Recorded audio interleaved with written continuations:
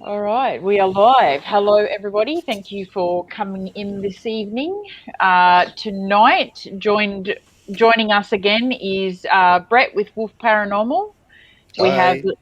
the lovely Deb back, and Hello, we have funky you. and we have Sam from Life Afterlife Productions as well. All links for their channels are in the description below, but we will pop them up during the night as well. Hang on, we had an echo. It was my fault. I've just muted. Sorry. That's all right. We'll Brett. just talk about you later. All right, so we've got a kind of an open topic tonight. So I've named the stream Hauntings, Spirits and Entities. During the week, I had put up a post on my YouTube asking people to jot down some questions that they may have about the paranormal. And we were discussing this a little bit earlier, and what was quite interesting was the paranormal is quite a varied topic, but a lot of the questions that we got were about spirits.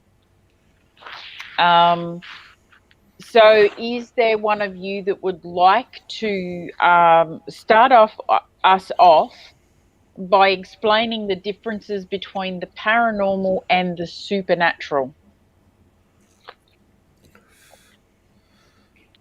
There ain't really much of a difference between the paranormal and the supernatural. They both mean roughly the same thing. The main difference where a lot of people get confused is that they consider ghost hunting to be the paranormal. Mm-hmm. When the paranormal includes, like we were discussing on the end of my stream last night, the Bermuda Triangle, UFOs, astral travel. That is the paranormal. The paranormal is not just ghost spirits and things that go bump in the night. Mm. Yeah, it's a very, very wide topic. Yeah, very much so. Yep. So if anyone has any questions during the stream, we encourage you to put them in the chat and we can help answer those questions for you. Yeah. So I have all your questions written down. You're efficient. I was efficient. I got organised ahead of time. See, I'd have been lazy and just printed them off. Well, my printer has paper jammed in it, and it's got this tiny little corner that I can't get out. Oh, I know, I hate it. not even with tweezers? No. Okay. I've the best thing you can do is get a very thin sheet of plastic, you know, like a binder cover, and feed that through, and it'll push it out. No, it's nothing worse than a paper jam. Okay, I'm going to try that. See if You it works. you can buy them very thin plastic, you know, to put on the front of bindings when you're doing, you know, A4, and you put the little covers on them. They're plastic. If you feed one of them through, it'll force out any jam paper in there for you. Good tip. Thank you. We're all very technical here. Yeah. Technical tips with Brett. That's good. Yep. Aluminum balls to take the static out of your drawing. Yeah. I don't think you want to put the aluminum ball that I have here. There goes my phone. No, it doesn't have to be that big, but it'd do just one on its own. It'd be that size. Is that your version of an egg, Sam? No, that's actually my version of the foil ball challenge. Yeah. The thing is, I done my foil ball challenge. Did you make that out of tin foil? Aluminium foil? Yeah, that's about a kilo and a half. Jesus, how much do you use in that? There's about 10 packs, I think. Jesus. It's pure solid. I batter at this every so often. Like, I'm still not. Obviously, it's not a mirror finish. I did have it as a mirror finish, but then I decided to try and make it bigger. And I'm still working on it. I started about 2 years ago. You're like one of them Wow. crazy people who does it with elastic bands. Oh, Oh, with the big balls. Yeah, I've seen we those. we done one of them when I worked in a factory, and we had a game of football, and one guy nearly broke his leg. You know, when you have a solid Yeah, ball that size coming for yeah, you, everybody was just running away. Do you know? yeah. An elastic band ball that big would have been heavy. I would Yeah. have got out of the way. Definitely. Dodgeball. Yeah, Oh literally. no.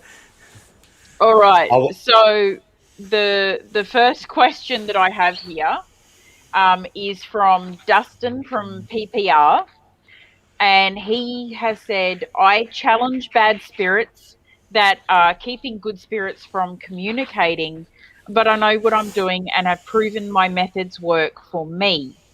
What is your opinion of that method, Brett?"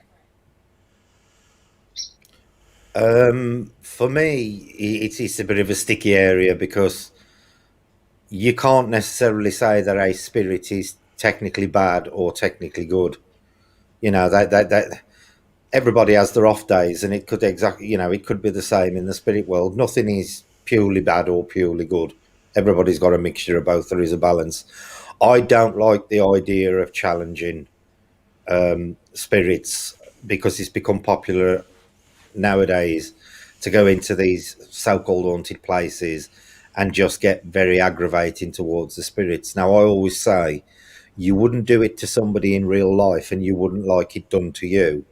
You know, expecting responses from something when you're deliberately being controversial with it is a little bit counterproductive, in my opinion. You know, you're more liable to have them not respond than respond by being, challenging towards them. But that's just my point of view. Yep. Sam?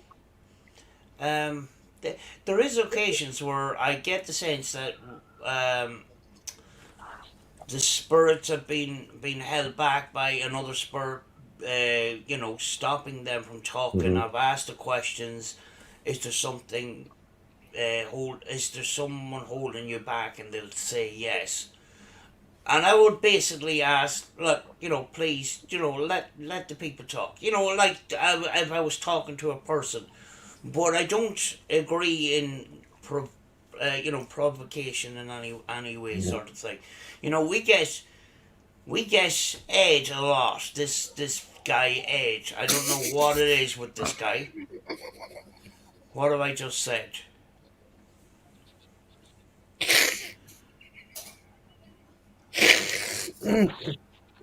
I've got a mouthful of tea then. Sorry. Did I? Go on, Sam, carry on. Sorry. I thought it was something I said. I put my foot It in was. or something.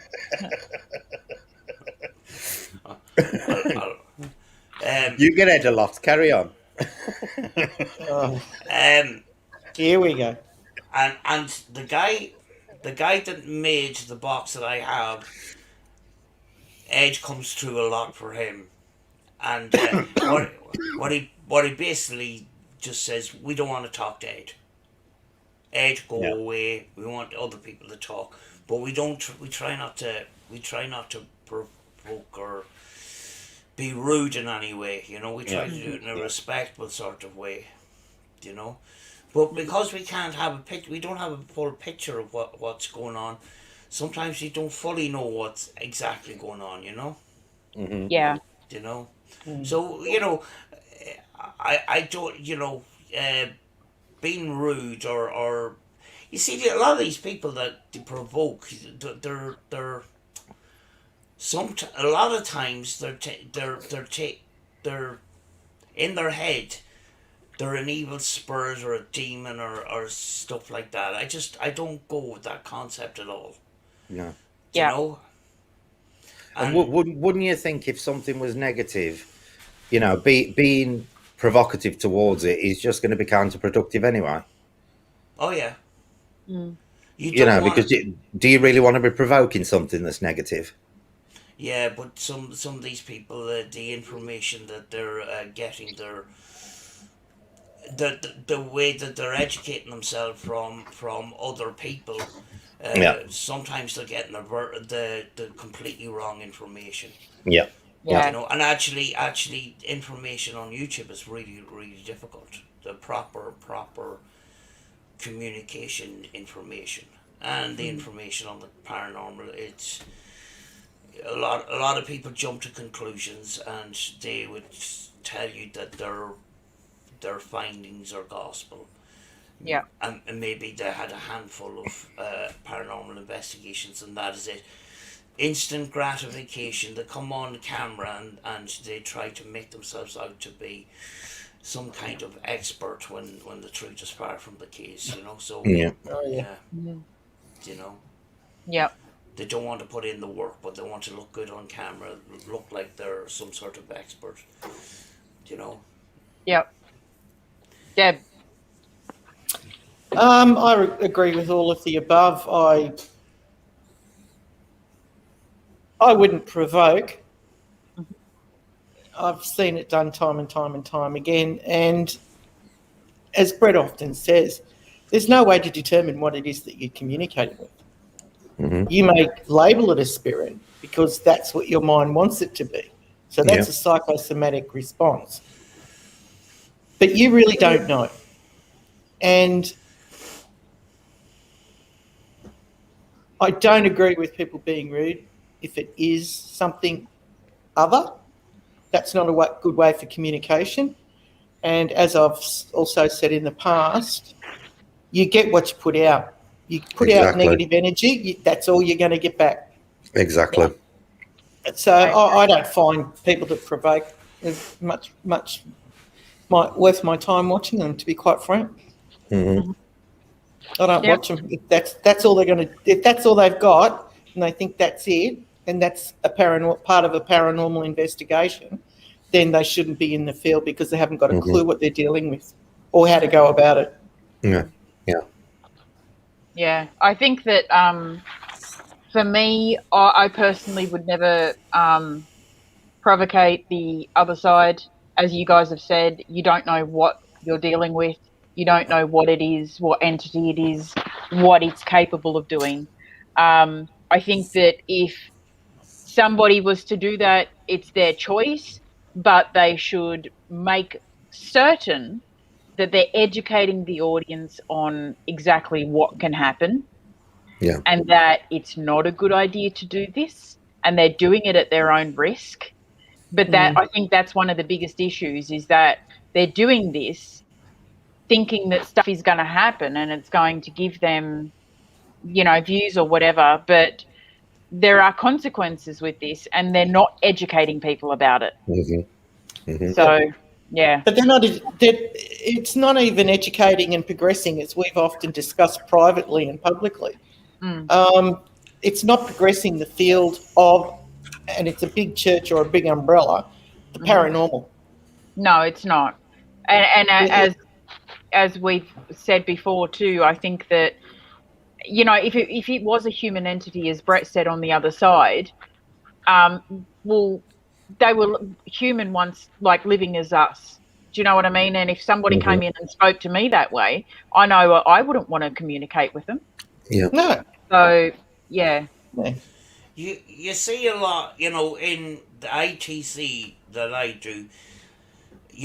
We've got all kinds of different radios that behave in a different sort of way. So the sound of what's coming through sometimes can be different, and sometimes they can sound. They can sound very scary. They can sound very growly and stuff like that. And very often people then jump to the gun and say, "Oh, are you evil? Or are you a demon?" and stuff like that. In most cases, it's not, and a case in point is the Panasonic RRDR60, where that particular frequency makes it sound like it's a growling sound. You know, you have to look beyond the growling sound and figure out what's said, because the growling sound isn't particularly a growl, or it's just the way that the audio is processed inside in the recorder. And you'll get that on radios as well. and you hear, "Oh, guys, that sounds so scary" and stuff like that. And I'm going, "Yeah, for God's sake, you know." Yeah. Yeah.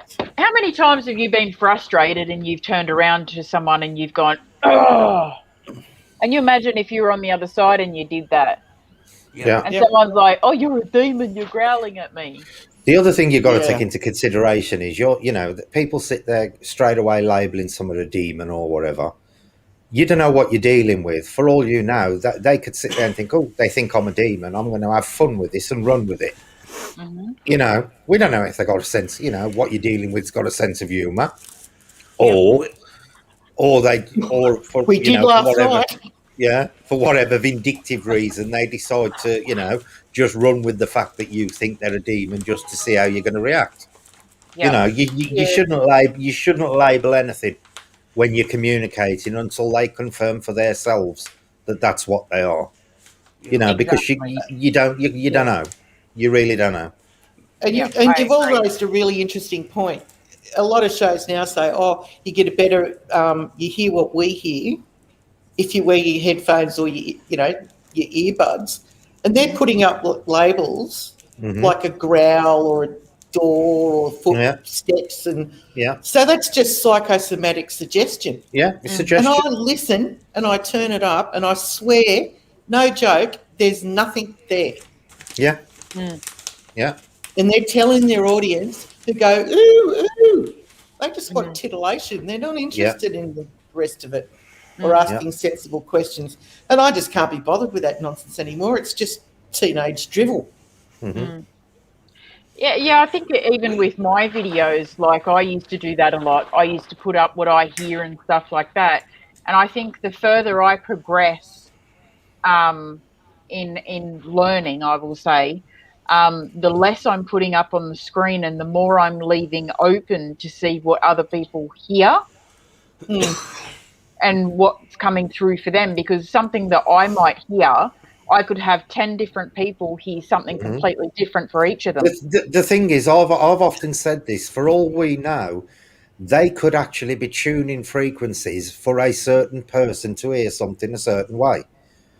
A message could be coming through for one person, and that frequency is being tuned for that person's ear, because Hmm. everybody hears things differently. As we were seeing last night on my stream, when Yep. Sam was doing her spirit box, Sam said Connor. I thought it said see you next Tuesday. Yep. So you've got to take that into consideration as well. That they could actually be fine tuning these communications to the point that they are specifically targeted at people, and the person who it's aimed at will hear it correctly, and other people could be hearing something different.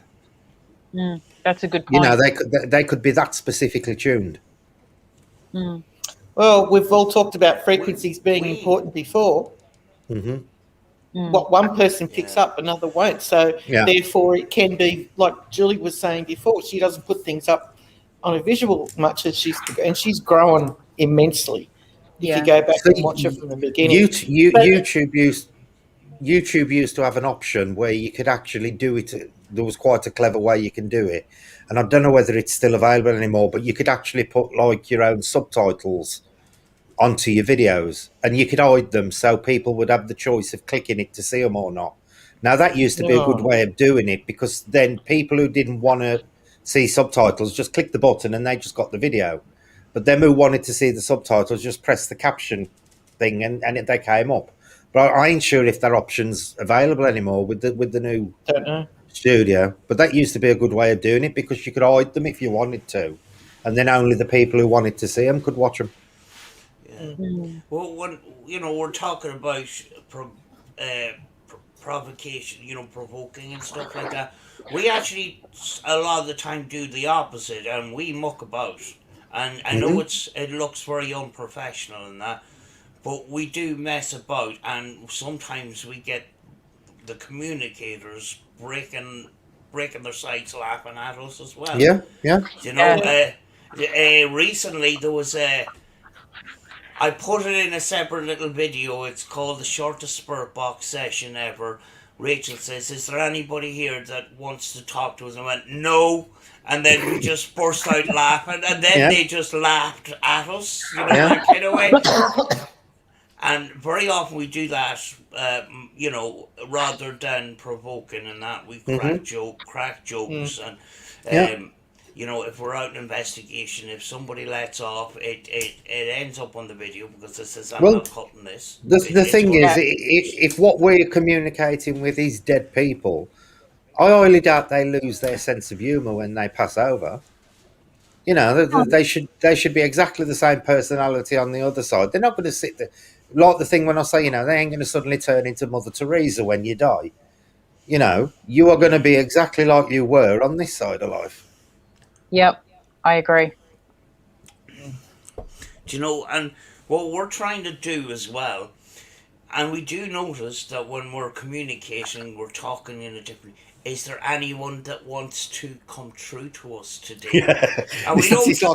it's like having a telephone voice, and it's Yeah, and we're not. You know, and We're trying to get out of that because we see some of the older researchers and they're there. Hello, sir. How are you today?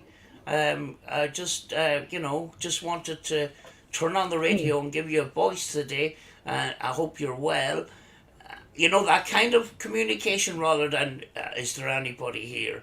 You Mhm. know, Yeah. I do so many Spirit Box sessions that it kind of becomes repetitive kind of thing. So you kind of have to try to build a try to build a relationship to what you're communicating with, and then speak to them like you're speaking to a person kind of Yeah, thing. And that's what yeah. Yeah. we're trying to get towards that, you know. Mm. And even people like Steve Holte last week says, you know, it comes to the point you do so many sessions. What have you got to say to them, you know? Yeah, Yeah. You know, but yeah. that I think There's that's the only way there's to only do it. so many questions you can ask before you start going around in circles. Do you know if I mean, like, I do sessions here almost every day, and every day I've asked them, are they dead or am I dead, and all this kind of stuff. If I was a spirit, I would be pretty pissed off at this stage. Yeah, yeah. Do you Mm. know, I would be pretty annoyed being asked the same questions and the same dumb questions, and sometimes I do make fun of myself.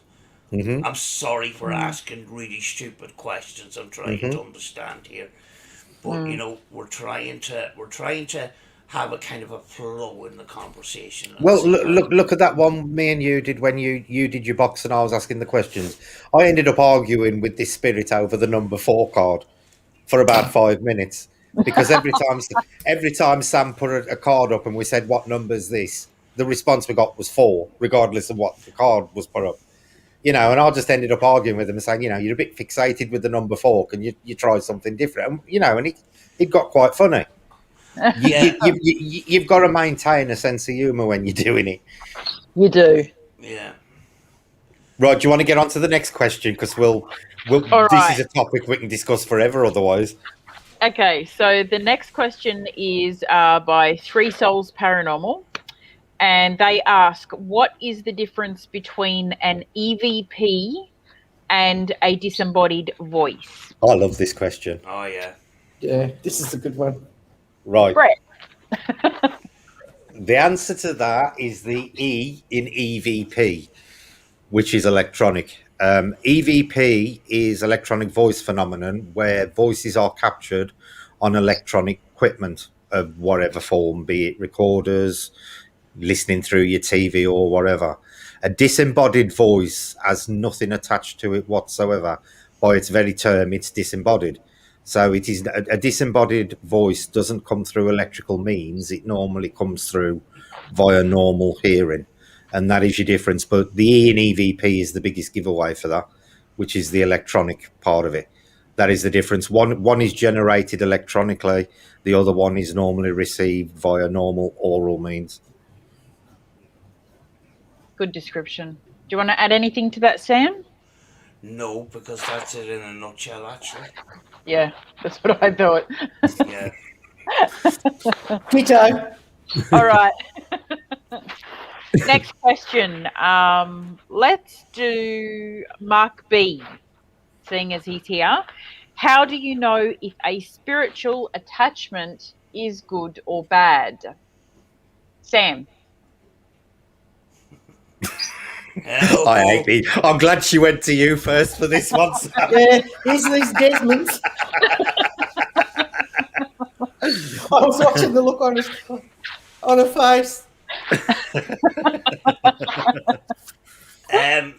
There's this thing about attachments and that, and I think attachments happen less times than is portrayed on YouTube. If you have an attachment and you start getting depressed, but then again, how do you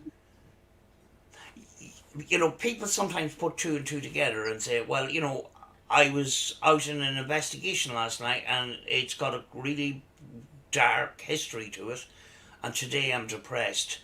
That means possibly that I brought an attachment home with me. How do we fully know that an attachment is taking place? Do you know? Yep. Yeah. I don't know what else to answer to that one, because I do think attachments happen less times than we are told, because what we could do. See, the power of the mind can, like I said, you can go to this place and, loads of people were murdered, blah, blah, blah, blah, blah.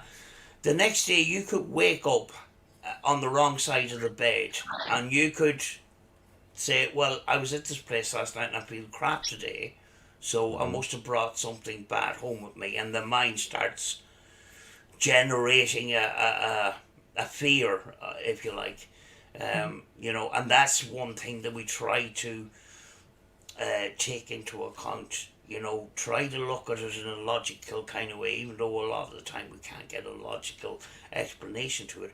But the human mind has a very big habit of generating something that isn't actually real. Yep. In the fact of fear, a similar case would be Robert the Doll and Annabelle the Doll. Do I think that they're haunted? Absolutely not. You look at Robert the Doll in the museum. You've got all the picture, all the letters on the back of it, saying, "I'm sorry, Robert. I fell and broke my leg when I got home, and I'm sorry. I must have disrespected you." How many people have had a car accident coming home from their local supermarket, or even their local church, or whatever. And to expand that a bit, Sam, you've got to ask yourself how many people have visited that doll who haven't had any experiences. When you put those numbers together, you'll find that all those letters probably make up 0.001% of the people that have ever seen Robert the Doll. You only ever hear of the negative experiences. Yeah. Oh, yeah. Yep. Yeah. Attachments. I take it with a pinch of salt. I do take it with a pinch of salt. I try to be as logical as possible about it. Yep. What about you, Deb? Do you want to elaborate on it? By jinky by crikey, I just might. I agree with a lot of what Sam has just said. I think it's just bullshit, and it's psychosomatic. Yep. There are people that the brain can be affected by so much to put it into a negative state. Hormones, electricity, electromagnetic energy that we don't understand. And if we go into for example, a bit of a funk, you don't have to be even into the paranormal. You don't have to have investigated anything. And somebody will talk you into, if you're talking to someone that perhaps is, for example, and I've seen this actually happen in real life. So, and it wasn't me, by the way. Somebody that was really into the paranormal was talking to a friend and said, "Oh, you've got an attachment. I can sense it. I can feel it. I just sat there at the dinner table looking at this person going, what are you on? You can't just talk to somebody that has no concept of the paranormal, positive or negative energies, and say, oh, I can sense it. It's an attachment.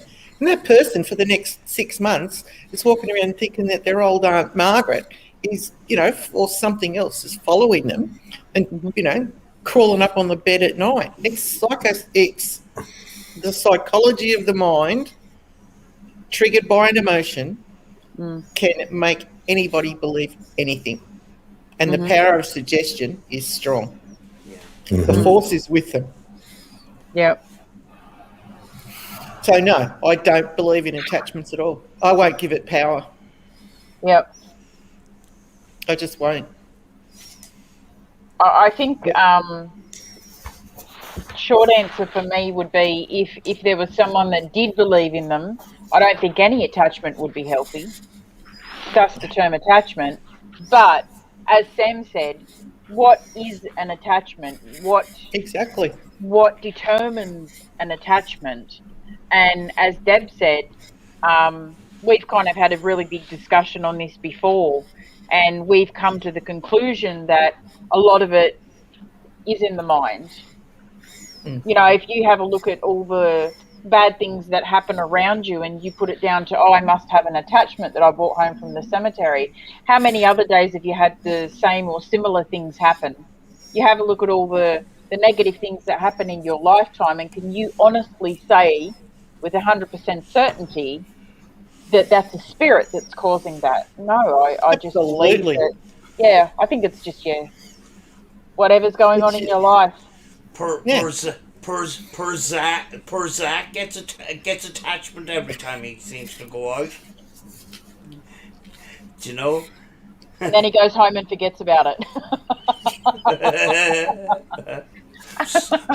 Sorry for bringing up names. That's all right. Yeah, but that that kind of TV kind of thing can bring a kind of a false sense of what exactly is going on, Yeah. And that's the reason why I brought it up. Oh, I'm being affected, and it's always the negative, and Sam's right. Think back, right? When did the thought of an attachment, and I agree with Sam's first premise, define an attachment? Like with The Exorcist and movies, and now we're all watching paranormal channels and they're all doing the same thing, and I've been followed by dark energy, and because my bed collapsed the other night and my souffle didn't rise, so therefore the attachment stabbed it with a knife. I can't go there in my mind, and as I said, it's the power of suggestion for me. It's just nonsense. If you want to give it energy and allow something to control your mind and your emotions that much, seek medical help, because you truly need it. Well, if you didn't know what an attachment was in the first place, right, you would put it down to, I'm just having bad luck today. Yeah. You know what I mean? I've driven my car and had a flat tyre. Yeah. Have I screamed, Desmond's attachment? No, I just got a bloody flat tyre. Bastard. Get out and fix the flat tyre. I mean, no, it's where your mind's at. And unfortunately, people that watch a lot of paranormal go into the language and now in the pop culture of this sort of watching paranormal programs, whether they participate in their lives and do explorations, urban explorations, or any paranormal investigations. The two are not always, but the language of how people describe something is common. Yeah. But what they're describing is not the same. Do you want to add anything, Brett? Damn, I was hoping you'd ask me. No. Come on. I know Obi-Wan. Right.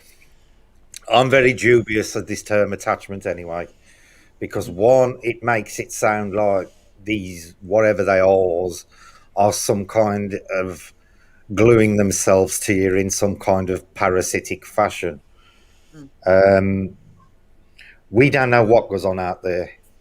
Personally, I can't think of any reason why any everyday spirit would want to attach themselves to a person in the first place.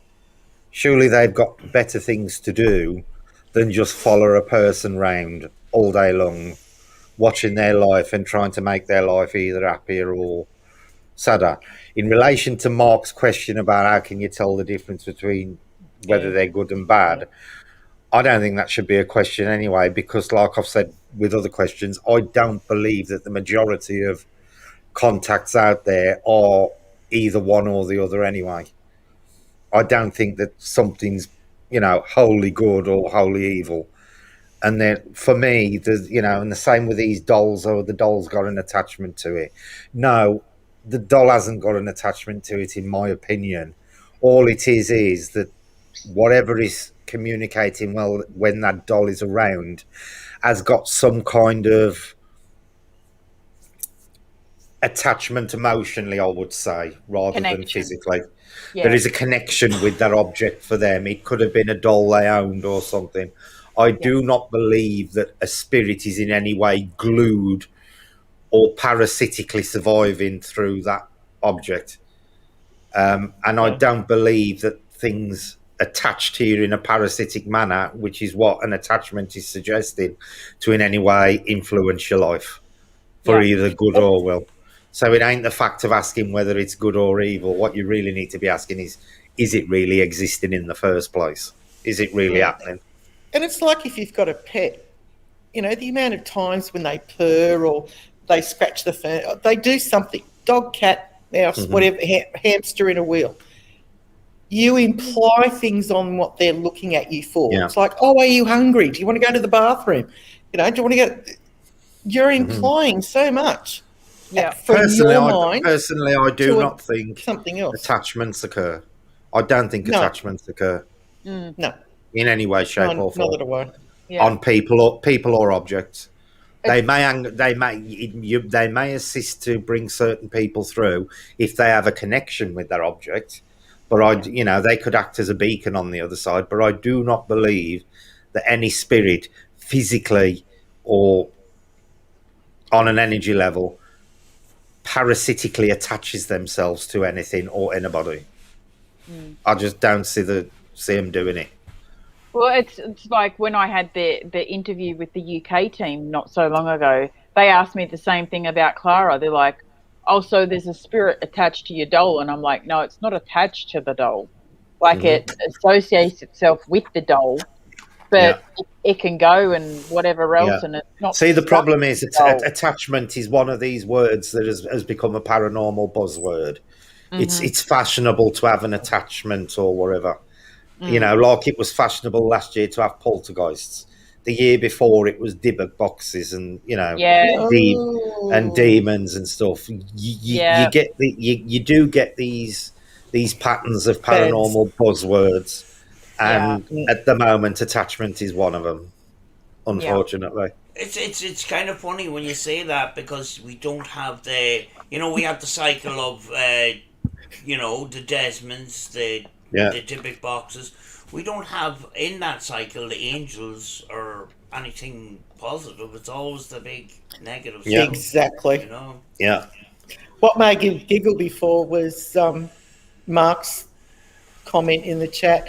If they attach to me, where did it go? They definitely disappear when I get undressed. Lol. See, the thing again, this is another perfect example of media influence and religious influence. Because the church happily, even though they say they don't, the church will happily promote possession and stuff if they think it's going to further their cause. And money, baby, money. Yeah, media has done all these films like Annabelle and Chucky and all that kind of stuff, and you will find all the major paranormal buzzwords can all be traced back to major horror films. And this, and I think Absolutely. this is where the attachment buzzwords come from. It's just fashionable. It's just paranormally fashionable at the moment to be either experiencing an attachment or exploring them, sort of thing. It's just, and as you said, Brett, last year, for the last 2 years actually, everybody had a bloody Dybbuk box. What's the next one? Somebody will come up with something, and suddenly every bloody show on is talking and doing it. Yeah. Go to buggery. Yeah. So the next question I'm going to ask while MCAT is still here, because I didn't quite understand this one. Maybe you guys will. So this is MCAT Paranormal's question. Why does the paranormal field use pay sites as a badge of honour or a paranormal thrill ride? Is that asking about monetization? I'm not sure. Maybe MCAT can elaborate for us, because I didn't quite understand what They're pay paranormal sites. evangelicals who are just after your money, hun. That's as clear cut as I can make it. It's got nothing to do with the paranormal. It's all about putting their hand in your pocket. Yeah, if he's talking about what's the other one called where you got to pay to go and watch them? Super chat and Vimeo or something. Patreon. Yeah, like Patreon and stuff. Yeah, Patreon, and the other one that's suddenly becoming popular is Amazon Video. They're sticking all their streams on Amazon Video. Basically, if people are charging you to watch their content, they are not interested in the paranormal. They are interested in your money. It's that simple. Absolutely. Yep, I agree. But the answer's in the question. Yeah, the other side to this, if you were a true researcher and, sometimes you need funding for that research and, you make videos and Google is willing to pay, you're not going to say no. No. It's, it'd be a different story if people were begging for loads and loads of money all the time. And, GoFundMe's for silly things. And as some people, they work a lot. They work a lot in their research and stuff. And it helps with the research. Now, there is greedy people out there. I do understand that, Yeah. But, you will see where the priority is with a person. Is it the money or is it the research? See, but that's the thing. That is the thing there, Sam. You will find the majority of genuine researchers do not try and finance their channels. You'll find the majority of the people who are doing Patreon and stuff are paranormal entertainers. And the reason all that's going on there is they are using the paranormal as a platform to make money. The paranormal itself is incidental. It's the money they're after. Absolutely. The paranormal is just the media the platform they're using to generate this money, because they know it's one of those areas where there is a lot of, it's easy to do jump scares and cheap thrills and all the titillation that goes on with all that kind of stuff. It is ripe for milking for money. And you'll find, the more genuine channels aren't the ones sitting there going, join my Patreon, join this, join that, join the other. You'll find the vast majority of so-called paranormal teams that are behind a wall of various monetary things are the ones who are doing it for entertainment purposes. I think agree. Yeah, I think a lot of the ones that are doing it for real are running at a loss anyway. I mean, I'm only going to cover around 10% of what I put in. Yeah. Unless somebody in chat wants to send me $5,000, I'm well down on my hobby. Exactly. But that's true. The people that are trying to truly progress the paranormal or investigate in this vein, which is a very rich vein, they're not the ones with 1 million subs, and they're not the ones with Patreon and whatever else. They're the ones that put their own money into it, scrimp and save to do the research and bring really good. I am going to use the word in a sense, particularly with the stuff that ITC is doing. They're developing a methodology to bring factual information for those who are truly interested. And if that's not going to give you the spooky and the titillation and whatever, then you're not likely to go to somewhere like that. Yeah. You just want the 45 minutes to an hour of a scare. Go horror. If you watch a lot of these channels that have got the big channels that have got the Patreon, they do nothing different. Every video is same thing, different location. Whereas the true researchers, they're trying something different all the while. And you'll find it tends to be the smaller channels that do this rather than these big, well-known paranormal channels, because they've got their format fixed, and it is an entertainment format. Yeah. There's no doubt about it. No doubt about it. You can literally watch a video and know what's going to happen in it before you even watch it. The only thing that will vary in that video will be the location. Yeah. Well, they're even, particularly in America, the locations are getting smaller and smaller. I mean, Jesus. Yeah. How many times has bloody Waverly Hill been done?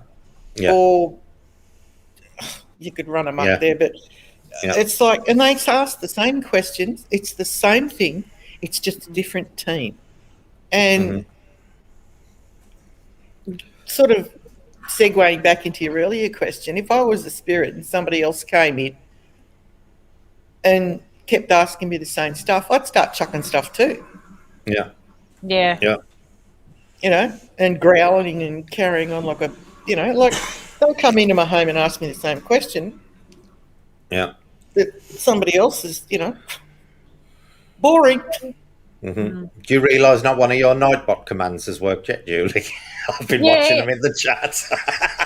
Every now and again, I've got to delete it and reset it. I've been watching them pop up, and I'm thinking not one of them's triggered yet. So painful.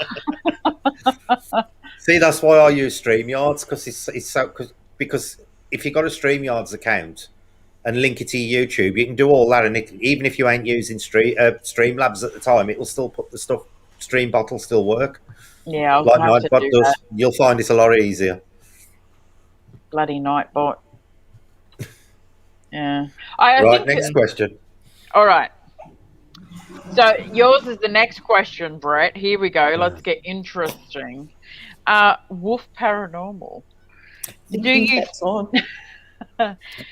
you think that the recent rise in popularity of the belief that Bigfoot is in fact an interdimensional being and not necessarily endemic to our own timeline is a plausible theory? So let's go to answer Sam. That one. Let's go to Sam for this. Yeah. I was hoping you'd give me a couple of seconds there. Give it to him, Sam. Yeah. I'm just going to go off for a sec. Right. Which means you've got to talk even longer, Sam.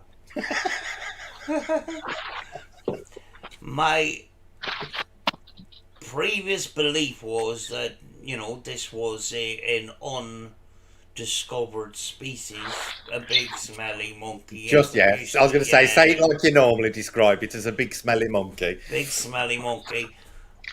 But, we're getting more and more sightings, and we're actually getting more and more sightings here in Ireland. And very often, the people that are discovering these and taking these pictures are people walking their dogs. Nothing to do with the paranormal at all, which is kind of weird. And we recently had, during the last year or whatever, we've had another discovery close by to where I sometimes investigate and stuff like that. So it's a difficult one. Do you think it's possible that Bigfoot could actually be interdimensional, and this explains why you know, they mysteriously disappear, or bodies of Bigfoot have never been found. Yeah, this is the thing. I mean, like when you talk about massive animals like that, you're talking about offspring and the usual stuff, eating, Crapping. yeah, and all that kind of thing. None of that evidence that I have seen has actually come to anything. We've had some red hair, and that seemed to have been linked to another animal and stuff like that. So, Bison normally. Yeah. The possibilities are out there that this is not, in a physical sense, a big ape as such. That, it's something that we just glitch and see. It's a difficult one. It's a difficult one, but as I says, interesting that it's ordinary people that are seeing these things, not researchers, not these Bigfoot hunters and stuff like that. These Bigfoot hunters are going out with these cages and tranquilizer guns and everything, and nothing has ever been seen or found. Yeah. It's unexpected sightings by ordinary people walking their dogs. That surprised me that Sam's had such an in-depth response to that. I was just expecting the big smelly monkey comment, and that was it. That's really impressed me. That has Sam. I actually think that there could be something to it, because if you think about it, as we discussed once before, there are different versions of the Bigfoot that can be seen all over the world. I mean, here in Australia, we have our version called the Yowie. Yeah. None has ever been caught. No one's ever caught a Bigfoot. No one's ever had, I would say, solid evidence of one. But we keep seeing them, and we're seeing them more frequently, as Sam said. But we've never been able to find where they live, where they come from, anything like that. So there has to be something to it. Do you know what I mean? Social distance world champion. Yeah, basically. Yeah. Yeah. You can actually get t-shirts. I was going to actually get some of those t-shirts. It's pretty good. Yeah. Social distance world champion. 2020. Yeah. So, Deb, do you have anything to add to that? Folklore myth and a cash register in the background for the tourists. Right. Loch Ness Monster. They've put subs down there. They've put GPS trackers on little mini. There's no evidence whatsoever, and there's only so much. That's what the question's saying. Do you believe it could be a possibility that the reason they're not getting physical evidence is because these beings are not resident in this dimension? They're popping in and out. So that's what the question's asking. Right, okay. Would you be going down the route of mass hysteria? Yes. Where herd mentality. Somebody says, "Oh, I seen this creature," and then somebody else says, "Oh, I seen that creature too in this forest," and stuff like that, and it just kind of separates. Yeah. Like humans have a habit of doing that. It only takes one person to get on a TV program or an interview of some description. Next thing, every person with a bloody camera and an iPhone is out there screaming, I found it.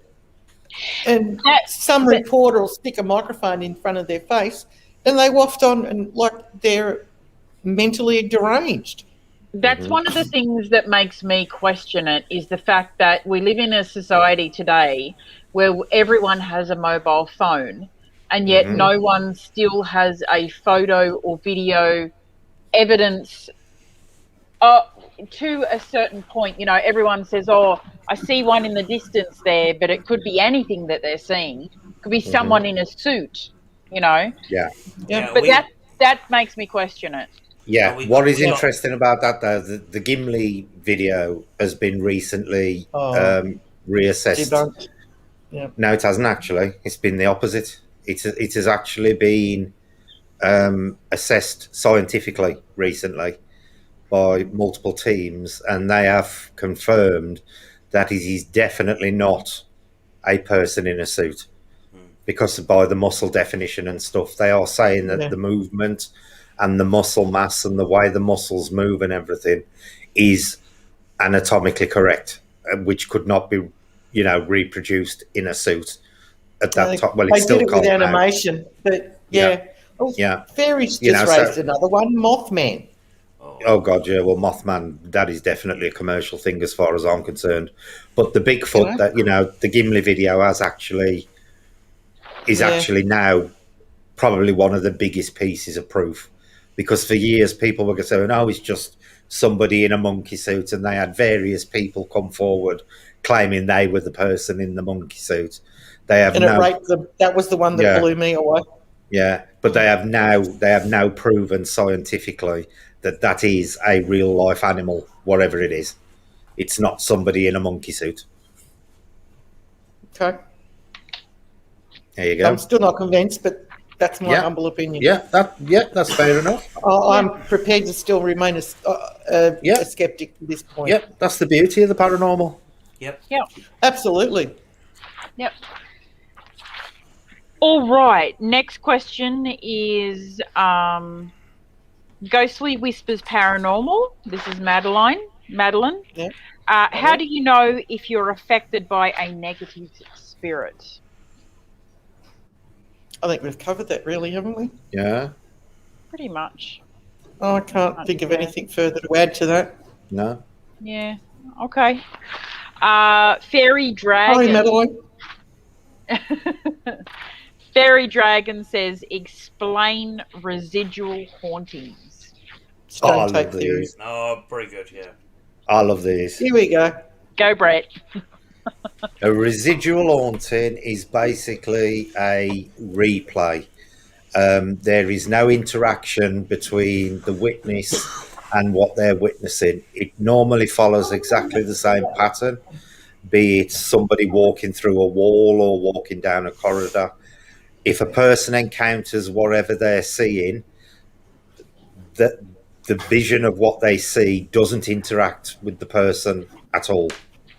It is basically like watching a 3D movie. In comparison to what they call an intelligent haunting, where there is interaction between the witness and whatever they are witnessing. So, to put it in a nutshell, a residual haunting has no interaction with the witness. And I'll let Sam get into stone tape theory and everything. Yeah, Sam? this stone tape there. I'm going to give you an audio sort of version of what we're talking about in a visual sense. This is a tape recorder, right? And it's got a tape in it. Yeah. You press record. It's got the tape has got magnetic pieces in it or metal fragments in it, and a magnet that when you speak, the information is turned into magnetic energy and it's imprinted on a piece of tape. The tape will not come out, but it's a similar thing visually. The stone tape theory. When you think about stone, a lot of stone has crystal in it, and that energy. The theory is that we produce energy. Energy is radiating off us all the time, and that energy is trapped is picked up by the walls, the floors, and stuff like that. And it's like if you're very sensitive and you go into a number of different houses, you'll feel different in each one of those houses. That is sometimes what we think is the energy that's coming off the building itself. I have seen a number of what we would call apparitions, but all of those apparitions, in my mind, were what we would call playback, like a video playback. It's like a projector. Yeah, residual. Yeah. And the theory is that those playbacks happen, under certain conditions. You may be talking about temperature, moon phase, frequency. The frequency that is bounced off the person that's actually seeing the image, and basically you may see an image of a person walking past, and you go, whoa, whoa, whoa, whoa, and the person just keeps going, and that is basically it. It's a playback of a previous event. Yeah. The only thing I will add to that is stone tape theory is slightly misnamed because it can occur in other materials apart from stone. Oh yeah. I believe it can. It can occur in any natural material. And that is an audio version of that. Just because we press record and we talk into it doesn't mean that this is a ghost voice. It's our voice, and it's entrapped in the tape, and that is what can happen in an environment, and that's the theory anyway, Yeah. Yep. Yeah. Very good. All right, you ready for the next one? Do you want to ask Deb her opinion? Oh, sorry, Deb. No, you're right. I was transitioning. That's all right. On residual hauntings. Yeah. I agree with Sam's point on certain stones like gems, all natural crystals are made of the earth, and earth has energy of its own, independent of us. Can they be charged? Yes. How they're formed, are they happen by energy? Yes.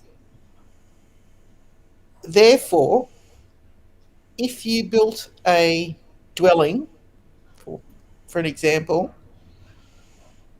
out of natural materials, it could potentially, hypothetically or theoretically, capture a moment in time and replay it. Yeah. Yep. That's basically it. It's a theoretical proposition. It's not a factual proposition. One thing that does back the theory up is there have been a number of cases where there has been a known residual haunting in a location. The building itself has been dismantled and the materials have been reused in other buildings in other areas, and the same apparitions have been viewed in the new area, which basically says, it does reinforce this stone tape theory that it is actually the building materials themselves that are containing the recording, for want of a better word. Yep. We were just supported my theoretical hypothesis. So yes, it's the materials themselves that generate the potential. Yep. We were in this. It's kind of like a visitor centre. It's called the Ulster American Folk Park here in Northern Ireland, and when we went to visit, they recently had this building just finished, and they went through the process, and they said this is actually the one building that we think has got some sort of haunting in it, and. The building had just been finished. Every single brick had a number on it, and the tag had been taken off, and you could still see the silicone glue behind it and the rest of it. Every single brick was numbered. It was put together like a jigsaw. It was taken apart. It actually had to go into quarantine for over 12 months to make sure there was no bugs and bits and pieces and that. Yeah. And then reassembled in a location here in Ireland. Yeah. And they believe that they can still hear the children running up and down it similar to what happened in the United States. Yeah. So even the dismantling of the material itself and putting it back together, it still brought back these images, these sounds, and that, you know. Yeah, there's a place back where I come from in the Midlands, and it's called the Black Country Living Museum. And basically, what the museum has done, it specialises in taking people back to, from the industrial age onwards, and they've done exactly the same. Every single building in that museum, and it's like a complete village you can walk round, has been from a dismantled building. Every brick has been numbered, and then they've been rebuilt on the Black Country Museum site. They have got a number of spirits and hauntings there that have actually accompanied the buildings from their original locations. Well, I've explained my place here. It's made out of WA sandstone. Now, sandstone is a natural material. Yeah. And quite often, out of the corner of my eye, being an exhibition home, I'll see figures. Yeah. Or like a person, the shape of a person, just briefly for a moment, because who knows how many people have been through it when it was up as an exhibition home. So it has all the natural materials and elements to create exactly that. Yeah. How can I prove that? I can't. That's this personal subjective experience that is still happening, but all of the elements are in place that everybody's referred to. Can I prove it? No. Yeah. See, sandstone is one of the perfect examples, because sandstone normally has an high quartz content. And basically, quartz is a natural receiver and transmitter. It's used in radios. You know, and it's WA is built. It's also built on piezoelectrical. So, you know, sandstone of all the stones is an ideal recording medium. I've got quartz stones around my fire pit, all around the house, on the gardens, on the one on the other side. I've got quartz stones all around my house. So I was actually I was just thinking of like Monte Cristo that I've been to over here, and when we went on the tour there, he explained to us that there is a bed of quartz underneath the Monte Cristo homestead. And it's interesting because when you were saying that, a lot of the hauntings that are explained by Lawrence from the homestead are very much like that. Like the maid you see on the balcony, she always moves in the same way. She always wanders along the balcony at the same time. Mrs. Crowley always walks into the same bedroom each night and does the same thing. Walks in, walks out. Yeah. So, yeah, it's interesting. All right. Next question is by Kim. And she asks, what is the difference between a ghost and a poltergeist? There you go, Brad. You've had a poltergeist active. It was a poltergeist. It was a poltergeist that actually got me into the paranormal. The difference between a ghost and a poltergeist, in my opinion, a ghost is normally a echo of, or a reproduction, or whatever you want to call it, or the actual spirit, soul of a living person, and is an external apparition. A poltergeist, in my opinion, is actually generated by a living person, or is powered in some way by a living person. So a poltergeist itself comes from the German, which means noisy spirit. They are famous for moving things and stuff, which a lot of ghosts tend not to be. Poltergeists very much react with the physical world, and it is widely believed now that a poltergeist is more so as a result of a person's psychic ability rather than an actual external soul or spirit or whatever you want to call it manifesting in a building. For me, mine was a little bit strange because mine actually manifested as a guy in work clothes is probably the best way to describe it. but I did actually witness it at the end, and I do believe that my poltergeist was partly or was a spirit of someone else, but was in some way being powered by me. So for me, the difference between a poltergeist and a ghost is a person, and a poltergeist is generated by a person. Okay. Does anyone else want to add anything to that? No? No. No. Sam? No. No? Okay. I think You two are a lot of help. That was an easy one. Okay. Here's another one from Brett.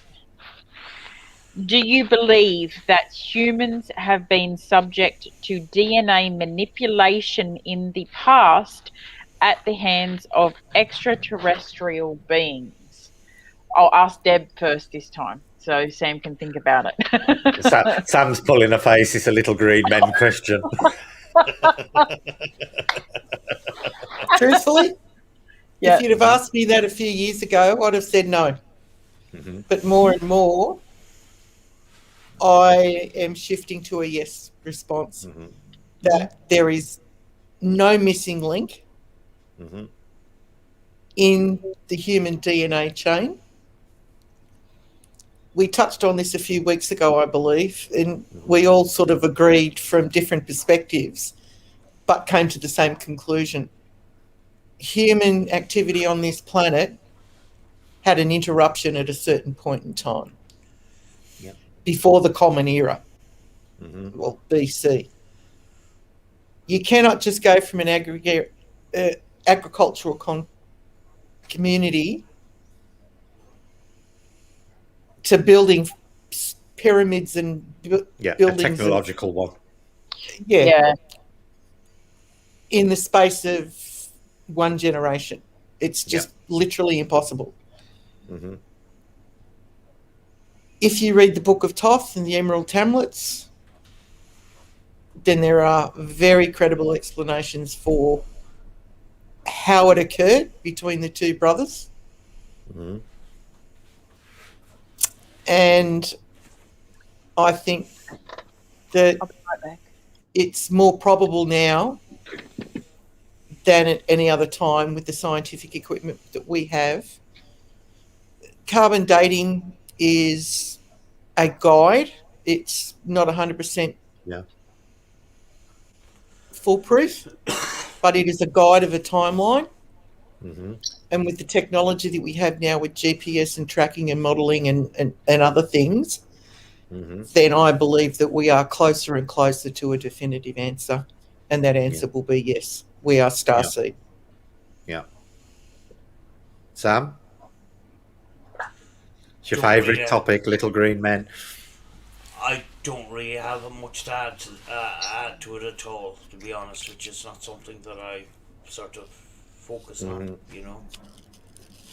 See, for me personally, where Deb just touched on the technological side, for me, the biggest proof comes from the biological side, because science now has examples of really pre-early humans from about, I think it's about 4 to 6 million years ago.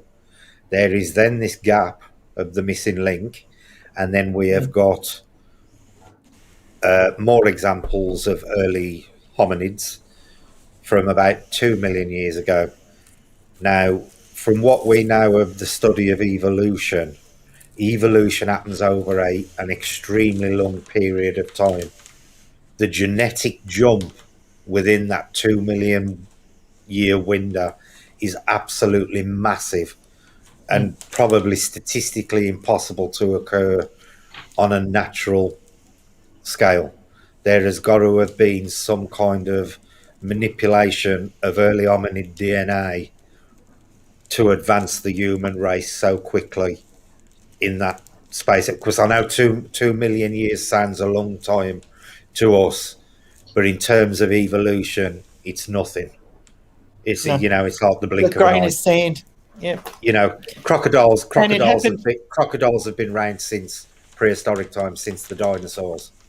And they've evolved over tens of millions of years. Not even changed much, because nature perfected them 65 million years ago when the dinosaurs were still around. There is no other species on the planet that has advanced in such a quick format in 2 million years. And that is why I believe, that is why I believe there is somewhere along our line, something from somewhere else has come to this planet and sped up our genetic evolution. And you've also got to consider the fact that it had planetary wireless, because that you've got from the Mayan cultures who had no interaction at all, different timelines, and this was a planetary event, a cultural uplift, for want of a better expression. And that didn't happen by accident. Kanga's talking about virus. Viruses like COVID in how fast that's mutated. Mutations of viruses are very, very subtle. Very subtle. They are basic. It could literally be one single strand of DNA changing in a virus slightly changes what it does. The genetic advances we're talking about in humans are things like the brain growing massively bigger, the form of the human losing hair and starting to walk upright and stuff like that. They are massive genetic changes and involve a lot of alteration to the DNA. And that is why, that is the difference between, you can get rapid changes in a virus because they are very, very slight changes that alter the behavior of the virus. Changing the physical appearances of a being and the physical characteristics of any life form involves DNA changes on a far greater scale and need a far longer time period to develop.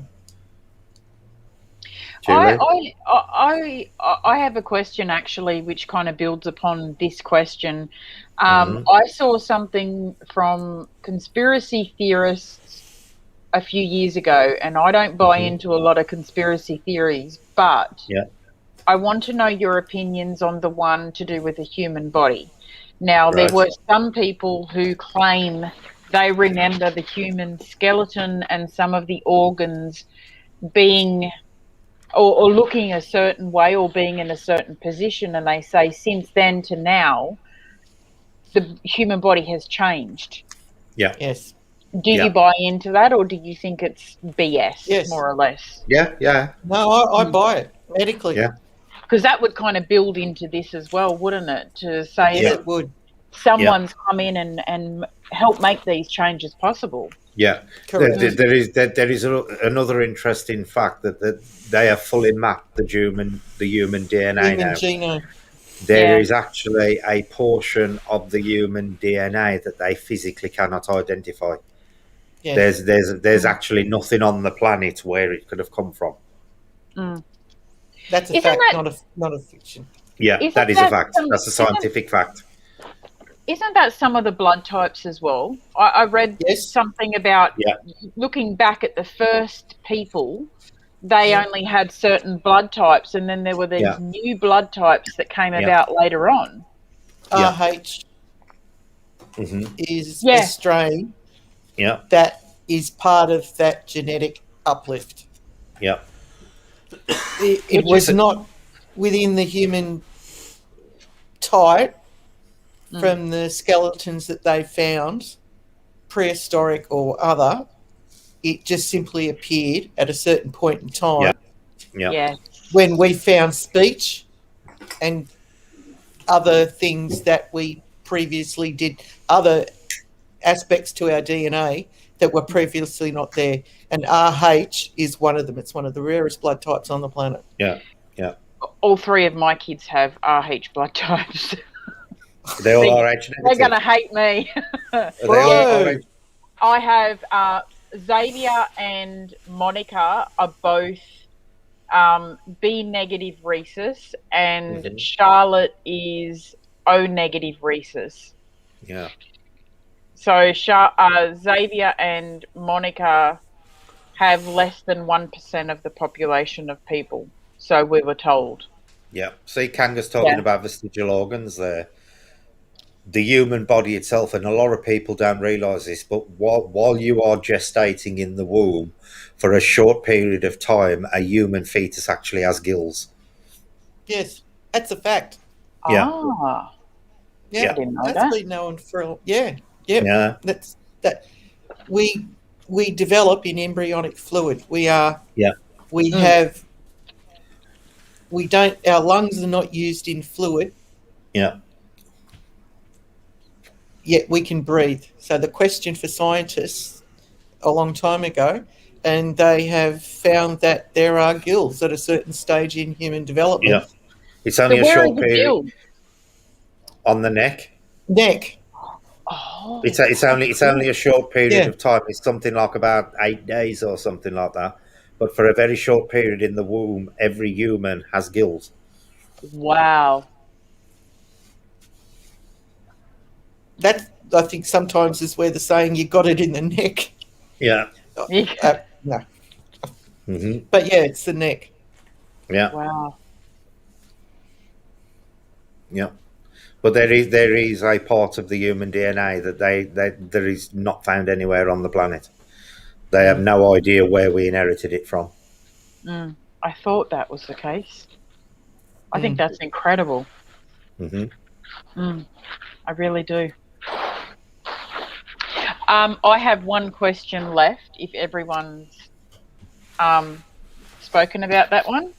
Hmm. So the last one, Aussie Tiger put a question in the chat before he left, and he said, "Are terrestrial beings physical, spiritual, or something else?" All of the above. Extraterrestrial or Yeah. terrestrial? Extraterrestrial. Oh, right. Sorry. I I thought, yeah. I'd still say all of the above. I believe that some of them are of a physical nature, and I believe some of them are of an energy type form. Because if you think about it, believe it or not, we are an extremely young planet in terms of the universe. We are quite young. There are planets out there that are billions and billions of years older than us. If life has developed on these other planets, which mathematically it's, a fair certainty, there has got to be beings out there who have evolved to the stage where a physical body is no longer needed. Yep. And that they exist in a pure energy form. So personally, I think there are extraterrestrial beings out there that are of an energy Pure nature energy. rather than a physical.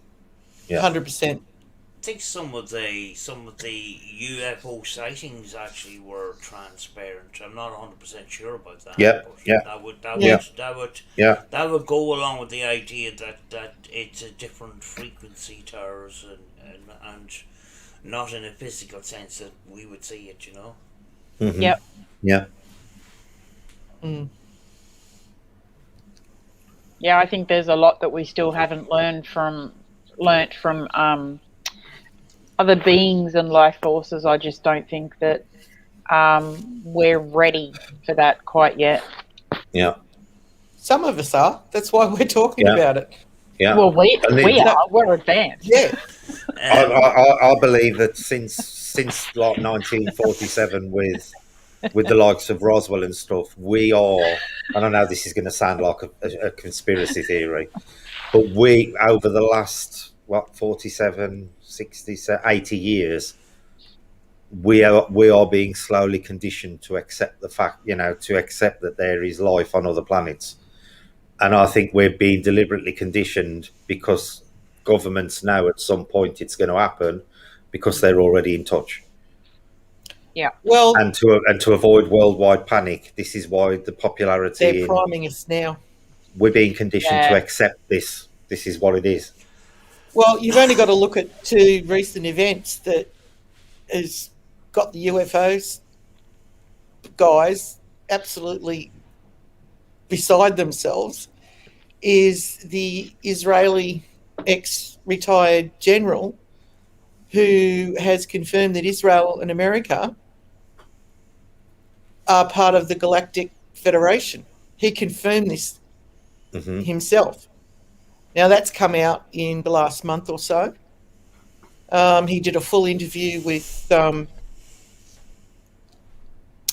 credible news organisation, and you've also got the fact that the Pentagon is releasing and confirming contact with UFOs has gone back a very, very long time. Yeah. Yeah, I've been And they're seeing releasing footage, for example, the Tic Tac. Yeah, because it's like MCAT says there. I think there is life on other planets. I just don't think it's stopping by for a visit. See, what a lot of people don't realise is there are planets, like I said, just out there billions of years older than us. Now, you imagine how far us as a species has come technologically in how long have we been on the planet? A couple of million years. Yeah. Now, you imagine the technological advances a species would have now that is billions of years old, not millions of years old. They could have the technology to fold space, which means they could instantly move anywhere in the universe in the blink of an eye. Yep. And they wouldn't need rockets or anything. They could literally go from one point in space to another simply by folding space. And even modern day physicists believe that folding space is possible within the realms of the laws of physics. They've pretty much proven it. That's incredible. Yeah. I mean, the bulk of the planet, 80% of this planet is water. There's a reason for that. Yeah. Yes. I've always said that. We can go for so many days, 7 to 10 days before malnutrition starts if we don't eat. But we can't go less than 24 hours without water, without the brain starting to die or nerve endings starting to die. Yeah. Mm. And synapses stop functioning. Yeah. Yeah, I watched a movie not long ago about a couple that were here in Australia on a visit, I think from the UK, and it was based on a true story. And they go through the rule of 3. After 3 days without water, your body shuts down and dies. I think it's 3 weeks without food, isn't it? Yeah, you can last longer without food than water. And 3 minutes without air or something, although some people have broken that record. Yeah. Yeah, underwater divers can particularly look at the breathing cycles that pearl divers used to dive without, and still do in a lot of places. Used to dive to depths that they used to think they'd get the bends to get pearls and abalone and so forth. And they're not using any breathing equipment other than their lungs. Yeah. And they're not losing any function whatsoever. They're not impacted biologically or physiologically in any way, shape or form because of the rhythms and the way that they breathe. Yeah. You got a question in the chat, by the way, Julie. Yeah, I just saw that. Madeline, Ghostly Whispers, has asked, do you believe in reincarnation? I do. Yes. I'm definitely there now. Yeah. Yeah. Never used to be, but I am definitely there now. So yes. I believe we come back numerous times, and I believe that we deliberately pick a body that will put us in the situations where there's something we need to learn. And I think we eventually reach a point where we no longer need to come back. I believe that's a very Buddhist philosophy. Yeah. I think we're very much on a learning path over and over and over until we reach a stage that there's nothing left for us to learn, and then we just return back to what our class is like, a universal conscious. That is what I personally believe. Sam's sitting there totally quiet. I think there's a smile. Yeah, I think there's a possibility. I mean, like we. There is a lot of children that come up with a lot of information. Now, whether this stuff is faked or not is another thing. But you know, there's a lot of information that they come out with. Yeah. That their parents say that is horrifying. You know, kids saying that they were Kids claiming soldiers, they're not their parents and stuff like that. and you know they choose the parent. You know, Yeah. Yeah. they were killed as soldiers on the battlefield. Yeah. Things that they wouldn't have learned at school at that particular point in time and stuff like that. The question is it faked? I don't know. I don't know, because people will go to a lot of extremes to get instant gratification and instant attention and stuff like that. But you know, is there a possibility that some of these memories are contained in children that they subconsciously don't remember, but the information is there, and where did that information come from? Yeah. You know? See, for me, some of the strongest evidence comes from a lot of the remote villages in India and places like that. Oh, where yes. they've had children born who've claimed to be somebody else. They have taken this child to a village 100 miles away. Now, bearing in mind, in some of these remote villages, they don't know what exists 5 miles outside their village. And they have gone to an house, they have recognised former family members and greeted them with pet names. And they've also found hidden stashes where they've kept like their treasures hidden in an house that the family don't even know exist. And they have gone straight to the spot and unearthed, you know, little treasure troves, personal treasure troves. That for me is where the greatest, you know, evidence for reincarnation comes from. It's from the East, not from the Western cultures. Yeah, I think in the East they wouldn't have anything to benefit from making this stuff up. Exactly. You know, exactly. Because they don't have a social media or any of that kind of stuff. And it goes back right throughout history, China as well. Yeah. So they've spoken about this sort of stuff for thousands and thousands of years. I mean, they were advanced cultures when we were still living in mud huts and crawling around. I'm just going to go wet my cucumber. I'll be back in a second. At least you didn't say eggplant. Yeah, the reason why I question it is because of reoccurring dreams, and one of those reoccurring dreams that I get is that I fell off a horse, dog startled the horse, and I fell back and got kicked in the head. Where did that dream come from? And I've had problems with headaches all my childhood. I've been in and out of hospitals getting tests and stuff, where I get severe, horrible headaches, and they've mapped the brain and that, and they can't actually find what's happening there. Yeah. Do you know? I've suffered from migraines and headaches all my life. Yeah. But and they don't know why. They just put it down to hormones and all that sort of stuff way back in the day. So I can appreciate what you're saying there, Sam. Yeah, some birthmarks too. You know that there's some questions around birthmarks as well. You know. Yep. Yeah, I've had a migraine today ever since we did that session on Brett's channel this morning.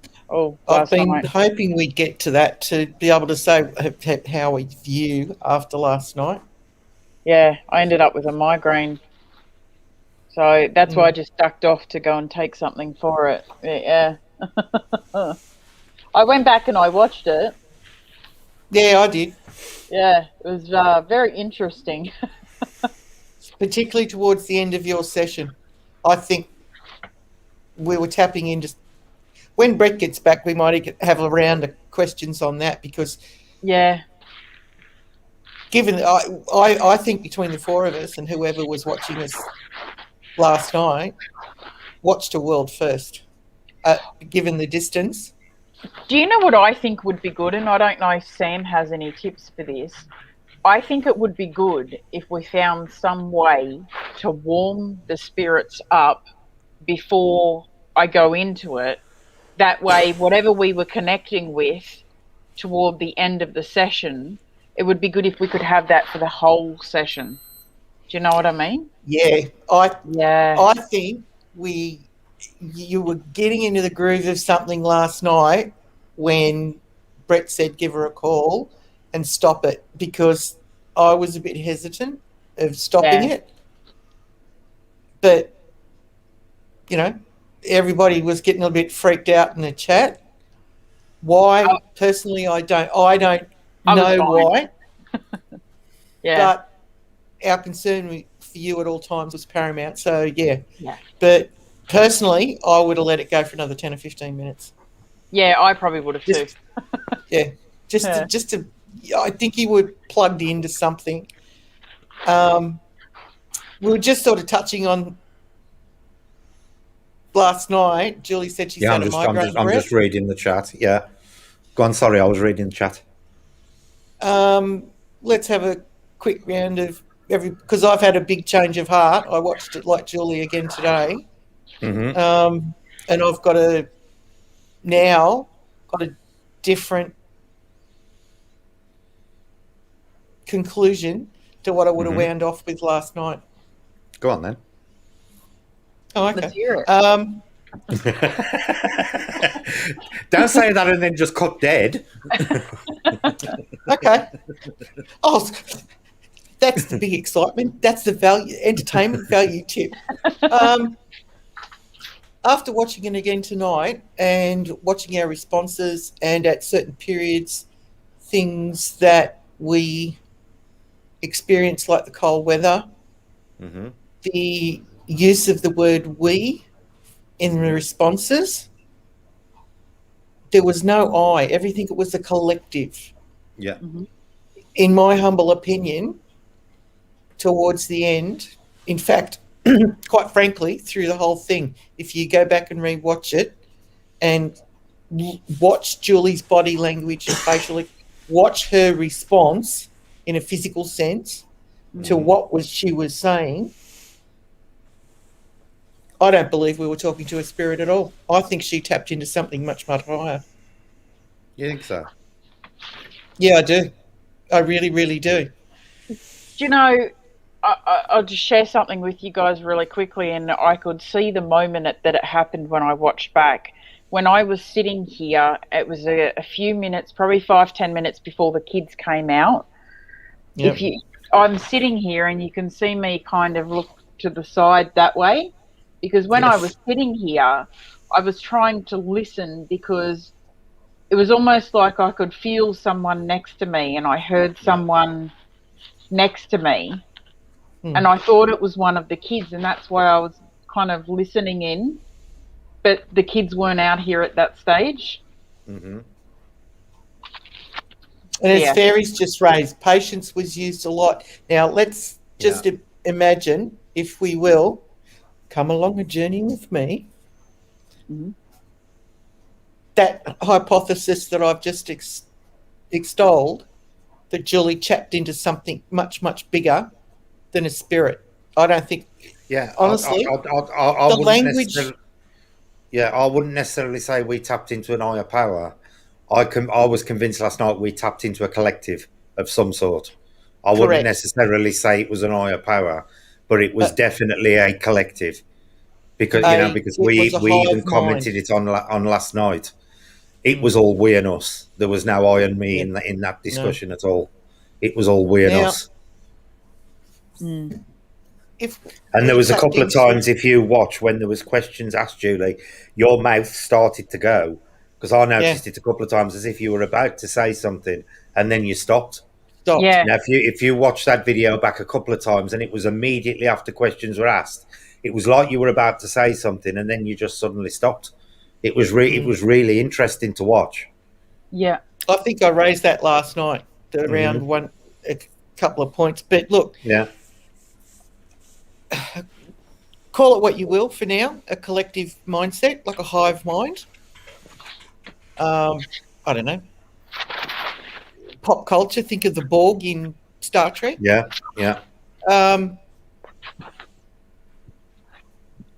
the predictive element was just starting to surface. Yeah.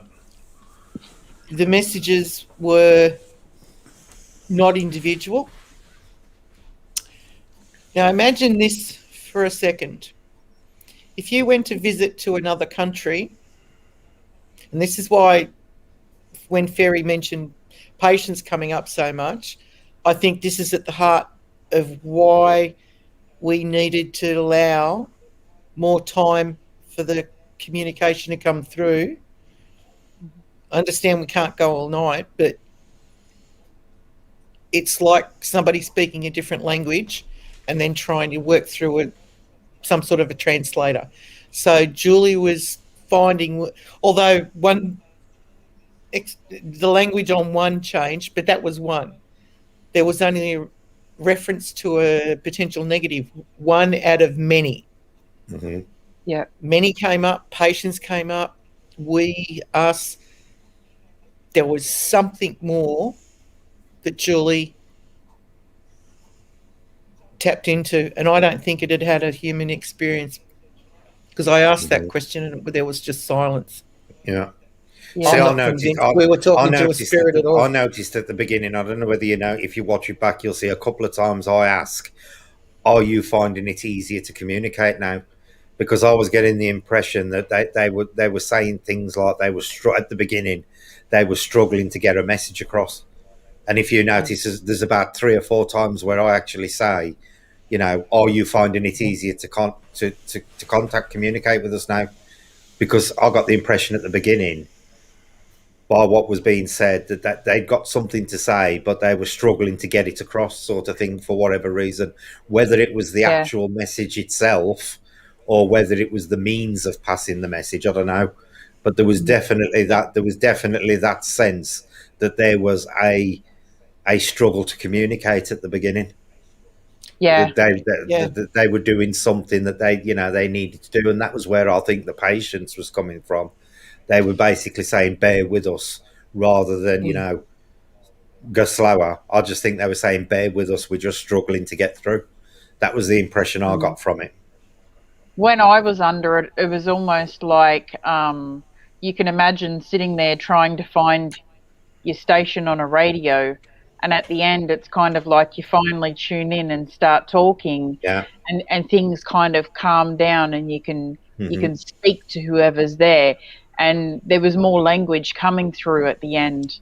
Oh, there was definitely language coming through last night. There's no doubt about that.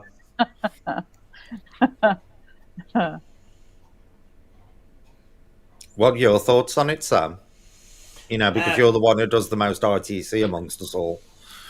Yeah, I mean, like, sometimes the reason why I don't be on camera sometimes when doing sessions is because sometimes I actually do close my eyes. Mm-hmm. And I was often wondered, in a spiritual sense, a entity that doesn't have a physical body may not have physical eyes. The question is the mind that powerful that we see through the mind? So we cut our physical eyes out of the equation, and if we lay back and focused, does our mind see similar to what a spiritual entity would see? Yeah. Certainly by cutting out senses that are not needed. It's a bit like I used to have a little tiny little car, little Fiat 126, and in order to get up the hill at night time, I would have to turn the lights off because it wouldn't have enough power to go up the hill. Yeah. So you're transferring that electricity that is going to the lights. It was a dynamo system rather than an alternator system. There's power going to the lights, the indicators. Yeah, but there's pinch points there's pinch points in that flow. Yeah. You might look at it as phase from electronics, but there were in electrical engineering there are pinch points. And I think it was Brett or yourself Sam, she mentioned like a wave last night. It was Yeah, Yeah. I think with communication you get a surge, and then you get it dips down, and it comes Yeah. back up. It comes back up again. You know, and is that you know, we do this communication, but in our mind's eye, are we thinking, "Oh, I must go to the shop and get milk"? And that is that the point where we cut the that information. Yeah. You know, well in that vein. Kanga's just asked a really good Oh, point. yeah, I was just looking at that.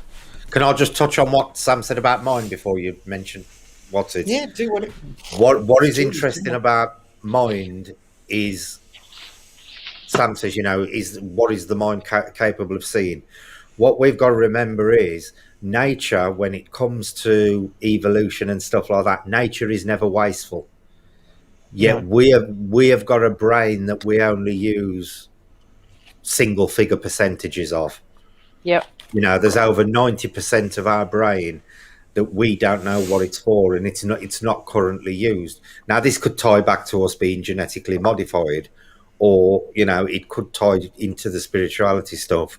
Is it because that other 90% of the brain is actually used for things that we would currently consider, paranormal or psychic? Mm-hmm. Because nature is never wasteful, never. Nature is probably the most efficient thing on the planet.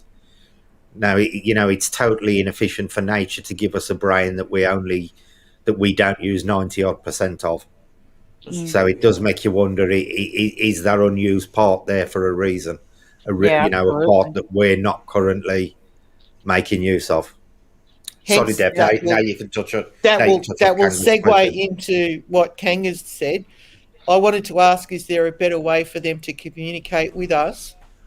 Oh, now it's lost.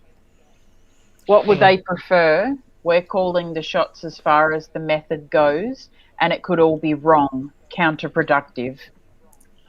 Yeah, thank you for that. I think, and Fairy just agreed with us as well, that it was translation. We were using English or one language, and they're trying to communicate in another, and we got lost in translation. I think we needed to think differently, hence other parts of the brain, maybe. We were asking human questions. Yeah. We perhaps should start thinking in a different perspective, and the spiritual would certainly be one particular avenue that could leap that gap as a starting point. I don't know. Yeah. Yeah, it would be interesting. I don't think what we're doing is counterproductive, because we are getting something through. We may be limiting ourselves, but I wouldn't go as far as to say what we're doing is counterproductive. No. We're pushing but until we get better understanding of what we're actually communicating with, it's very difficult to develop new methods anyway. You can just keep trying things and hope to randomly hit on a good method. But unless, we can understand better the nature of what we're communicating with, we can't specifically focus on developing better methods. It literally is a shot in the dark with everything you try. Yeah. I totally agree with that, Brett. I think with the ITC and that communication, I think the radio is the nearest thing that we have to that communication. But the thing is, we're not able to communicate like we're able to communicate with each other, and that is what the field needs to focus on. Now, there's these other methods where we're talking about pedals and amplifiers and stuff like that. I'm not going to go into that. I don't believe that the communication that is seen on YouTube in a full sentence all the time, it doesn't happen. It doesn't. And audio engineers are going to put that theory to bed. There is a couple of liars about, but radio is the nearest thing that we've got. Now, the job of the audio engineers is the theory. Is it sound or is it frequency? And if we can boil it down to that one, what can we clean up around the frequency? What is the unused frequencies, and what is the unused sounds, that we can eliminate those and just have the frequencies that is rich in that communication. That way that we can get a full sort of communication, because what we're getting with radio ITC is we can get full sentences, but it's fragmented communication, it's called. If you get a full sentence, sometimes you will get that sentence in pieces, syllables, and each syllable sometimes comes with a different sounding voice. But it can.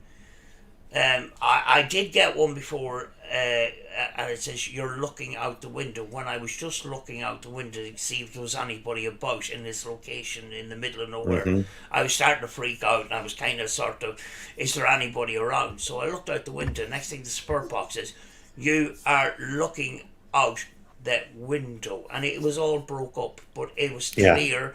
And it was pronounced more than the actual radio scan, and it went across a number of different frequencies, a number of different radio stations to make up that whole sentence. But the whole sentence was jigsawed together in different tones and voices. You know. Yeah. So see, go on, Sam. Sorry, I thought you finished.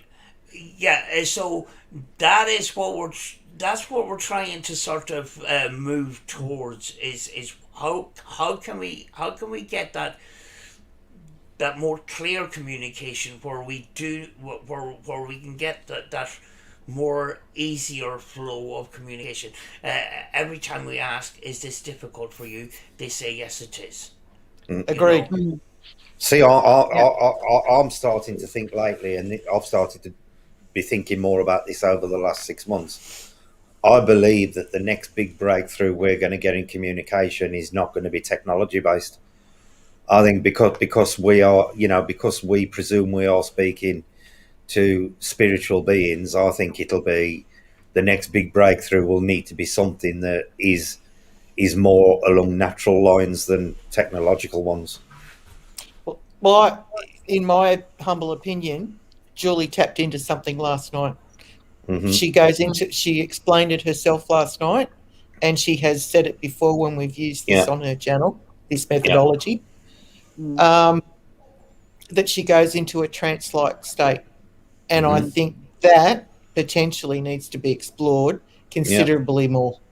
And but for me, she tapped into something last night. How many times have you found yourself daydreaming about something, and then, a couple of days later, it's happened? I'd love to have $1 for every time it's happened over the course of my life. It's like you suddenly start to see one car that's unusual, and you think, oh, that's a nice car. I don't know what that is. That must be new. And over the course of the next weeks or months or days, you suddenly see it everywhere. Yeah. Yeah. And what is also interesting is when you go into them states, 9 times out of 10, you don't even realise you've gone into it until you come out of it. Yep. You're not even aware you were in. You're not even aware you were in that state until you suddenly snap out of it, and you think, "Gee, shit, I was daydreaming then." Well, the Buddhists have always said that the higher lamas can actually go into a state where they are elevated off the floor. Yeah. And that's been around for a very, very long time, that claim. Yeah. That they can go into a physical state where they can elevate. Because that's energy. Yeah. The subconscious mind is a hell of a lot more powerful than your conscious mind. Your subconscious mind actually influences your conscious mind while you're awake. Yeah. That's how powerful the subconscious is. Now, is the subconscious linked to that 90% of your brain that you're not currently using? Is that the sort of thing that's happening when you're daydreaming? Is that when you're starting to make use of that extra brain power you've got? But I always find it really interesting that you're not aware of being in a dream state when you're daydreaming, even though you're aware of what's going on. You don't even consciously register that you're in that state until you snap out of it. Now, to me, that suggests the subconscious is taking over while the conscious mind is still active. And time has passed when you come out, and sometimes it can be a very long time. You can be like in that state for, I don't know, I think the longest time it's happened for me is an hour and a half. Yeah. That's what shocked me today when I came out and you're like, oh, it's been an hour. And I'm like, what? Yeah. Didn't feel you like can see an that hour. on your face. Yeah. No, time has no meaning in that space. But yeah, I'm totally Have a good night, convinced. MCAT. It's good to hear from you, MCAT. Definitely. You know, you kind of hit on something that I found the other day. Was I was sitting here watching a video on somebody modifying a Mercedes, and next thing I get a phone call, and Rachel says there's a package here for you. So I hop in the car and I head over to Rachel's house. I've never seen so many flipping Mercedes cars on the way to Rachel's house. Yeah. And the thing is, I didn't see any other cars.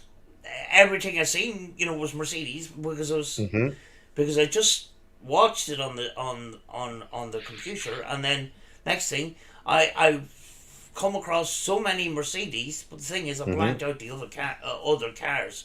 So it's kind of weird how the mind sort of works. And this and we refer to that as synchronicity. This idea of switching off our headlights, we heighten our other abilities like our hearing and stuff like that.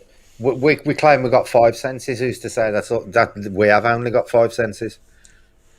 No. Yeah, they're claiming many more now, but I've seen this lady. She was blind and she was demonstrating how she can get through a forest running into any trees, and she was making clicking noise with her mouth, and she could process the distance that clicking noise hit a tree or hit a solid vibration object and came back to her, all because the energy that used to go into her eyes went into this other ability, Like that. See, you can see that in Roy Orbison and Stevie Wonder.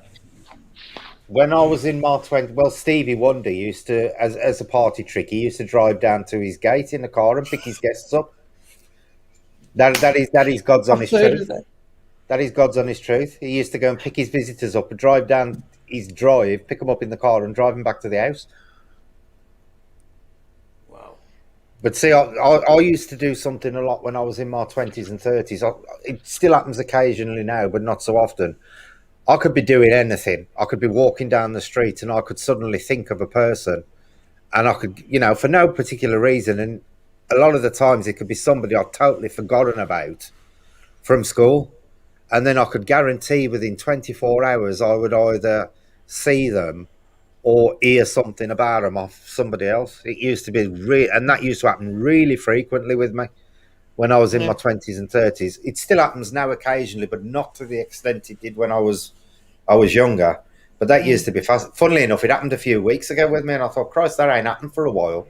And it can be something totally irrelevant to what you're doing or thinking about at the time. So the thought suddenly pops up in my head, and I can guarantee within 24 hours something relating to what I have been thinking about will actually happen. Yeah. That's your or I'll hear reference to her. Yeah. That's using your other senses. Yeah. I'm going to need a minute. I'll be back in a second. Okie dokie. You have to wait. And wait for it. There it is. Yeah. Yeah. I need the restroom. You shake that eggplant of yours, dear. You go for it. Now she's thinking, shit, I need to go quick. Yeah. But that used to happen a lot with me, an awful lot. and it's petered off as I've got older, but it still happens occasionally, and it's totally random thoughts. You know, a couple of weeks ago, I actually thought about somebody who I used to go with at school, and I've totally forgotten about him. I haven't thought about that person in 30 years, literally. And they suddenly popped up in my head, and I was like, oh, I forgot about them. And then I went on Facebook the following day, and they had popped up on another friend's Facebook post. It was really, I did that a lot. It's really strange. Being on the Willoughby Girls High homepage, which is the school that I went to in Sydney. Yeah. And I went over, 3 years ago now for the 40th school anniversary reunion. Okay. And the amount of people that I was like BFFs and hung around with in school that I hadn't seen in 30 or 40 years, they all said, oh, no, we're hooked up on Facebook and Instagram and all this sort of stuff. And I'm like, really? And I thought, it never occurred to me. And I've even forgotten some of their names. Yeah. But Fairies just raised another interesting point. She prompted me to remember the fact that you all got cold spots at the same time, and Julie and Sam got pins and needles. It was an interesting element of last night as well. That was weird last night. Because I suddenly went really, really cold, you know, and it was perfectly mild here, and I went really cold, and then I got this, and it was literally like somebody was blowing across the bottom of my back, and I'm leaning slightly forward in my chair, and I could feel it blowing across the back of my back. That was really weird. And I don't normally get things like that happen to me, but it did last night. That was really weird. Really weird, yeah. That really was a very interesting phenomenon that we all experienced. And when you look at the distances that we were all at, I just say what we did last night, you wouldn't find on another channel. Mm-hmm. They used the same method. Yeah, I've never seen it done with that distance. I've never seen it. No. No. We should all Did take you pat it with the toilet paper, Sam? Huh? Did you pat it with the toilet paper? Just in case you thought I was gone a long time, I actually did make coffee. Somebody did tell me that when you're in the middle of swimming, you need to go to the loo. You tend to go really quick, because if you've gone too long, people start thinking you're laying a log. And then when you sit back down because you're rushed, you feel, oh God, I've got to go again. Yeah, because you know you haven't done it. So what I normally do when I run to the toilet, I run into the kitchen, let the dogs out, put the kettle on, run to the loo, come down, do my coffee, so I get it all nicely time managed. That's what I do that. Speaking of which, I'm going to go and make. You're going to have a. I think it must be a thing. It must be a thing that streamers develop. They suddenly micromanage the time to get it to the toilet and back as fast as possible. Because of what Sam says, people start thinking that, you've gone to lay a log.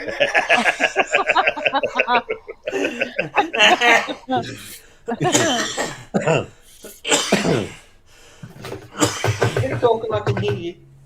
Okay. I do think that is genuinely a streamer thing. Because you do start to get paranoid. Shit, they're going to think I've been gone too long. What are they going to think I was doing? Yeah, no, it'll be fine. Oh, I'll show you. See there on our kitchen wall? Yep. That's an abstract. That's a great big sunburst. We've had that for years. Cool. I like minimalist stuff like that. Yeah, me too. Yeah, it's made out of wrought iron. Oh, cool. That is very cool. We have a lot of natural materials. That'd look nicer on my wall than yours, Deb. No. You should post it to me. It's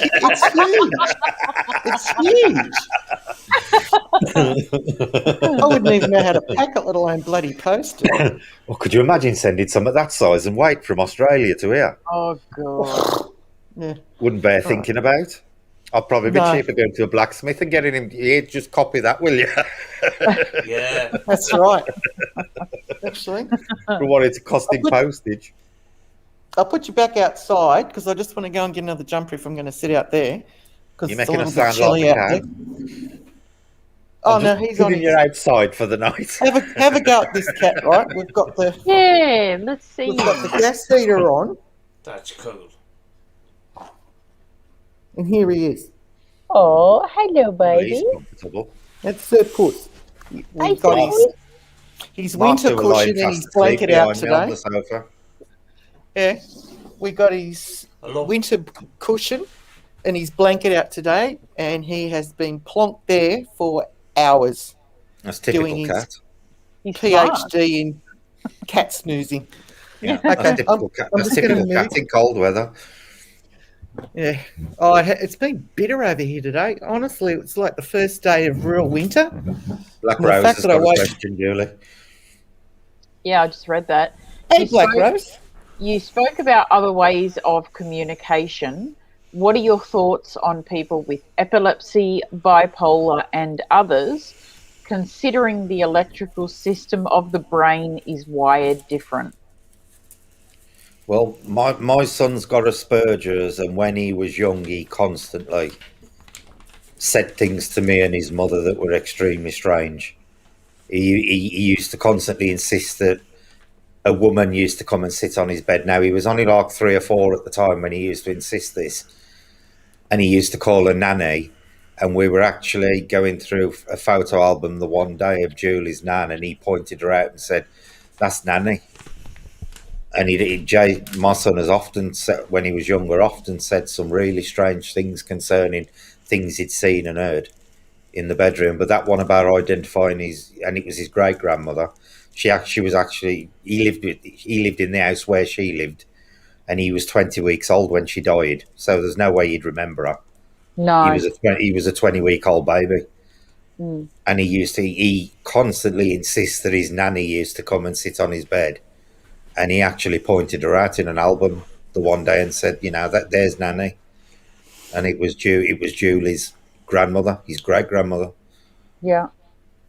And he's got Asperger's, and I know I've heard of other people who've got some kind of mental disability that seem to be extremely psychically gifted. So it does make you wonder. Well, that's what, like I've said to you guys before on past streams, is that my son, there's a couple of times where I know that I've seen something myself, and he'll come out and tell me, "Oh, I saw such and such," and I'll be like, "Oh, okay, what did they look like?" And he'll explain it to a T the same way that I have seen it myself. Yeah. And he gets a bit scared sometimes, but as you know, Brett, like my boy is on the spectrum, so yeah, it's very. It does make you wonder. It does make you wonder. Because what a lot of kids with Asperger's, it is all sense. Like autism, it is all sensory related. It's related to your 5 senses. So because they are having to filter out their normal 5 senses, are they using a 6th, 7th, or maybe 8th sense to compensate? Because as you know, as Sam was just saying about the blind woman who clicked, when anybody loses one of their senses, the other 4 automatically compensate for it. With people on Asperger's, a lot of the time they have multiple sensory problems, so they tend to tone down the hearing and the sight and stuff. So because they are losing multiple senses, are they then utilising other senses that we're not currently aware of to compensate for it? Yeah, it's very interesting.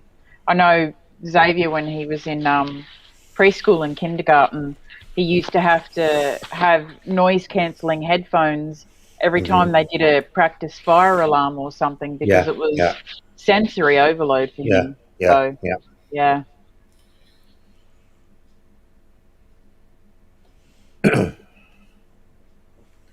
Where's Deb gone?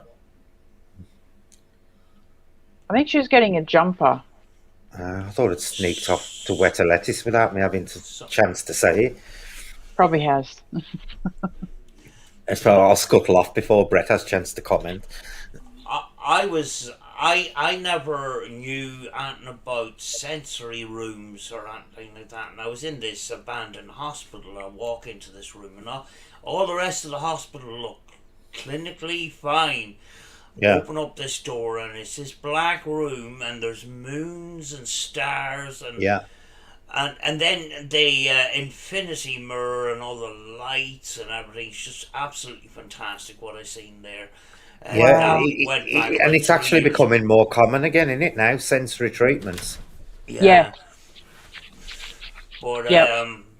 that to me was a gold find. I just wasn't expecting it. Yeah. It went back. I think it was way back when I started exploring originally, sort of thing. I went back about, it was 3 years ago. You know, but to reinforce the autism thing, what is also interesting, if you go back to 20, 30 years, sensory deprivation was a big thing in the paranormal, and they were getting a lot of really good results by using sensory deprivation. Yep. You know, by killing off the five senses, they were getting, you know, better results. So, you know, is it working on a similar kind of thing for people who are on the autism spectrum? You know, is it because they is it because their senses are constantly restricted because they're having to, you know, to just cope with everyday life? Are they utilizing these extra things just as sensory deprivation was working in the 80s and 90s when it was really popular? And it was. I used to use flotation tanks. Yeah. Yeah. See, I couldn't cope with it because I'm claustrophobic. I would freak out. I wouldn't be able to relax like that. They use those as therapy nowadays. Yeah, they do. Yeah. To calm schizophrenics. Yeah. Yeah, but even for pain, they've got those. I don't know if you've ever seen them. They're pods filled with salt water, and you just float on top, and it's meant to be good for bad backs and that. Yeah. Yeah. Yeah. That's why our pool's fresh water with magnesium, because it releases and relaxes the muscle. Yeah. And we've got the heater that we can heat it into a sauna. Oh, but I had some in the 80s and 90s. Well, I've been using them off and on for years, but in the 80s and 90s, I used a lot of flotation devices and had some very, very bizarre experiences, I can assure you. Yeah. Yeah. Astral travelled quite a lot. That is something. I was able to stop my heart, slow my heart rate, my thinking, it got to the point where I had that kind of control with my breathing to slow everything down. That is something we can do on Friday's stream if you want to. But, you know, and this is something we can all do if you're all prepared to do it. We could do a sensory deprivation experiment where one at a time we all blindfold ourselves and sticking headphones on, playing something, and the other three ask a question and the other person just says words that are randomly popping into their head. Yeah. And all four of us can do that one at a time. Yep. Where you just, as long as you're more willing to do it. I know I'm going to look ridiculous sitting there with your headphones on and your blindfold, and you basically, the way you do it is the other three ask questions, but not use the spirit box. Yep. You basically just say whatever pops into your head. So the three of you could actually decide on a word, all try and send it to the fourth one and see how close they get to what you're saying. Now, that's an interesting experiment. I mean... Yeah. How do we know when the answer? Would that be text or you just keep anytime a word pops into your head, you just keep saying it. All right. So whenever you know, and then whatever the question is asked, whenever you'll see if the answers change, then and anything you say after that question is relevant to what the other three have decided on. So it's like combining your dog card with the spirit box session, and it's how sensory deprivation works. So we try and transmit to the fourth person the word. Right. Yeah. That'll be an interesting, and all four of us can take turns in doing it. Yep. That would be cool. And Julie and I've got each other's phone numbers, so I'm sure you and Sam do. And just send a quick phone call and keep it on vibrate or something. And well, all we've got to do is, the way we can do it that way is, all we've got to do, as soon as we've picked a word, we just phone whoever's blindfolded, and they know from that point onwards the question's been asked. So whatever pops out of their head from that point onwards should relate to what the other three are trying to send. We can do it that way. It's easy enough to do. Yeah. Yeah, my choice is going to be music, but at a meditation you can get some downloads and that off YouTube. Well, I'll just At a download. certain I'll frequency, just download a white noise free file and play that. There's recently been some experiments done with those type of frequency sounds, those frequency music, and the guy that made my box, he actually got a communication, a woman speaking through the music, you know, and he says it came out of nowhere. Yeah. You know. You know, I didn't think there was much to it, but apparently it's got those frequencies of communication through it. See, what'll be interesting if you use white noise, will you start hearing things in the white noise that'll cause you to say things? Well, we'll find out. It's all experimental. I'll download a white noise file and I'll just listen to that. You know, something. Yeah. But you pick whatever you want to pick, as long as, you know, it stops you from hearing what's going on, sort of thing. Well, so I'll just use Led Zeppelin stuff. Yeah. You could use you know, a shortwave station off channel, you know, if you wanted to, off your radio or whatever. Yeah. I'll just play some music, but I was trying to think of something that wouldn't have words in it that could be influenced. Yeah. Yeah. That's why I was trying to think of, well, what is sound and sound waves? So I'll pick a meditative hertz frequency. You know what would probably be a good one if you don't want music. Download something like Whale Song. Yeah, I can do that. Yeah, I have one of those machines that's used for helping you sleep. You know, you got the wind and rain and all that kind of thunder and stuff like that. I could start the stream a bit later, Kanga, but it depends on how late Sam's prepared to stay up to do it. Because my streams actually start at 9:15 on a night here.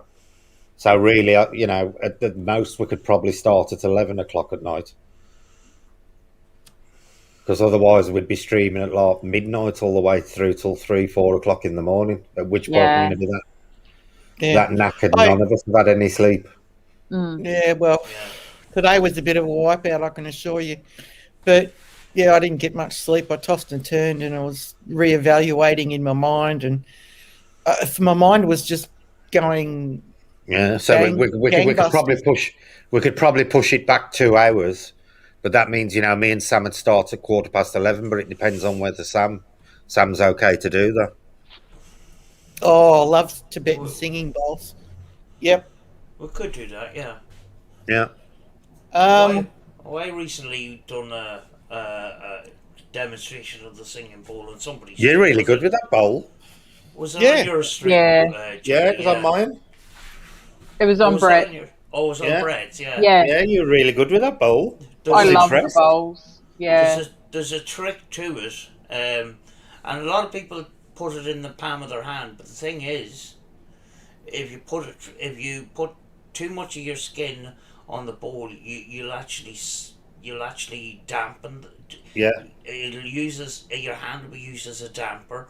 So I put it right there and put less skin on it as possible, because you want it. It's like putting your hand on a bell. If you if you ring a bell, and if you hand on it, it'll dampen it. So I put it. I have the singing bowl actually there. You just sit it right on you. I sit it on the side of my hand there, and I can get it up pretty high. You know. She's not coming here today. Shut up. It's right. The postwoman just walked past. I thought so. It'll be. Yeah, I was waiting for that. Oh, so easy. She's sitting there all disappointed now because the postman ain't shoving nothing through the letterbox for her to snatch. I'm looking forward to this now. That's a great experiment that Yeah, thought up that'll there, be Brett. good. Yeah. Particularly if Julie and I use different hertz frequencies. Yeah. That'll be really, really good. Yeah, I like these experiments. We'll do a sensory deprivation one then. You can also get an app on your phone called a frequency generator, and you can generate whatever frequency you want. Yeah, that's another good idea. It'll come out as a kind of a monotone kind of thing. I think what I'm going to do, I'll either get a white noise one or a whale song one. Yeah. Because whale song's all frequency. Yeah. A lot of the earlier researchers believed that the white noise had more frequencies in it than running water and things like that. Mm-hmm. Yeah. Water's a conductor, so. Yeah, but fluid dynamics. Yeah. Angus says don't bother moving the thing. He'll just drag her ass out of bed. You go, girl. Yeah, I think it'd be wonderful. Mm-hmm. Oh, I'm looking forward to that now. Yeah. Or the other option we've got, Sam, is if we do it at 11 o'clock on Friday morning rather than 9 o'clock on Friday night. Yeah. And then that means it'll be early evening time for Julie and Deb. It'll actually be the same time Julie normally does her streams. Yeah, if we did it at 11 o'clock on the morning. That's what I was thinking. So 6 o'clock in the evening my time, yeah? Yeah, the only problem with us doing it on Friday though is most of the UK lot will be at work or what's it? That's the only problem. No, we'll keep it at 9 o'clock. I'm quite used to getting up now. But yeah, I'll be right. And it was a nice experience for Julie getting up that early. She's got kids, mate. I was well impressed when I came back onto the watch and I thought, oh, Julie's sitting there. I was expecting her to turn up an hour after everybody else. I surprised you. You did? Yeah. I was well impressed. Yeah. It was the kids creeping in that made me laugh. That was the funniest thing of the night. Yeah. Like she said, she's going to kill them three when she realises they're there. I could and hear the dialogue between Mon and Xavier. Yeah. Xavier thought you were having a sleep, and Mon was going, no. She was trying to explain it, and he was going, no, she's asleep. She's asleep. See, sometimes I'll be sitting out here and I'll be listening to my meditation music and I'll just have my eyes closed sitting back. Yeah, but do you normally sit there when you're asleep with headphones and a blindfold on? No, if I'm meditating, I don't have a blindfold on. I'll just sit back like that. But I don't have a blindfold on, no. She's got a blindfold on. Mum's having personal time. Yeah. Tell it to the hand. Leave Mum alone. Mum's got a boyfriend on her. Mum's got a blindfold on. Has got a boyfriend coming round. No, that don't happen. 1-800. 1-800 hooker baby. I spend my money on better things than that. So yeah, we'll do that then. I'll get the thumbnail sorted out for it, and we'll do a sensory deprivation then. Okay. And we'll see the sort of things we all come out with. That'll be quite funny. Sounds like a plan. Because basically, the way you've got to do it, no matter what pops into your head, you've just got to say it as soon as it pops in. And it don't matter if you're spitting out 50 words a minute, as long as whatever comes into your head, you've got to say it. Yeah. So we're all gonna have our headphones and things on at the same time, all four of us. Is that the way we're doing it? No. The way we'll do it is we'll take it in turns, one at a time. Yep. One of us blindfolds and puts our what's it on, then the other three pick a word. Then we start looking at them and trying to get them to receive the word, I got and you then now. then we'll phone whoever's blindfolded just till it rings, so you know started. Then from that point on, you just start saying whatever pops into your mind, and we'll Okay. see how close we get. It should be really interesting. It will be. It might be. It'd probably get quite funny at times as well. I have no doubt. You know, because people are going to be really shocked when they find out what goes on inside my head. We're not surprised. It's got a lot of poles in your universe, Brent. Oh, yes. I'll just be sitting there going, pole, pole, pole. Yeah. Aubergine, Turkey on a pole. turkey on a pole, turkey egg.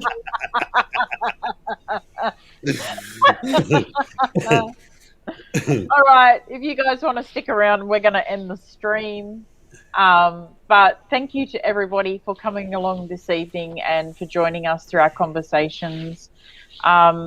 Please go over, and if you're not already subscribed to Brett, go over and check out his channel. We'll be over there next week. All right, guys. Don't forget Sam. Oh, and Sam, yes. That's nice, isn't it, Sorry. Sam? You feel really welcomed. We are going to be doing some coffee mornings with Sam very soon as she has When she finally gets round to sorting them out. Yes. So for anyone afterward, links are below in description for Sam and Brett. So click on the links and go and check them out. All right. See you, everyone. Bye. Bye. Bye. Bye.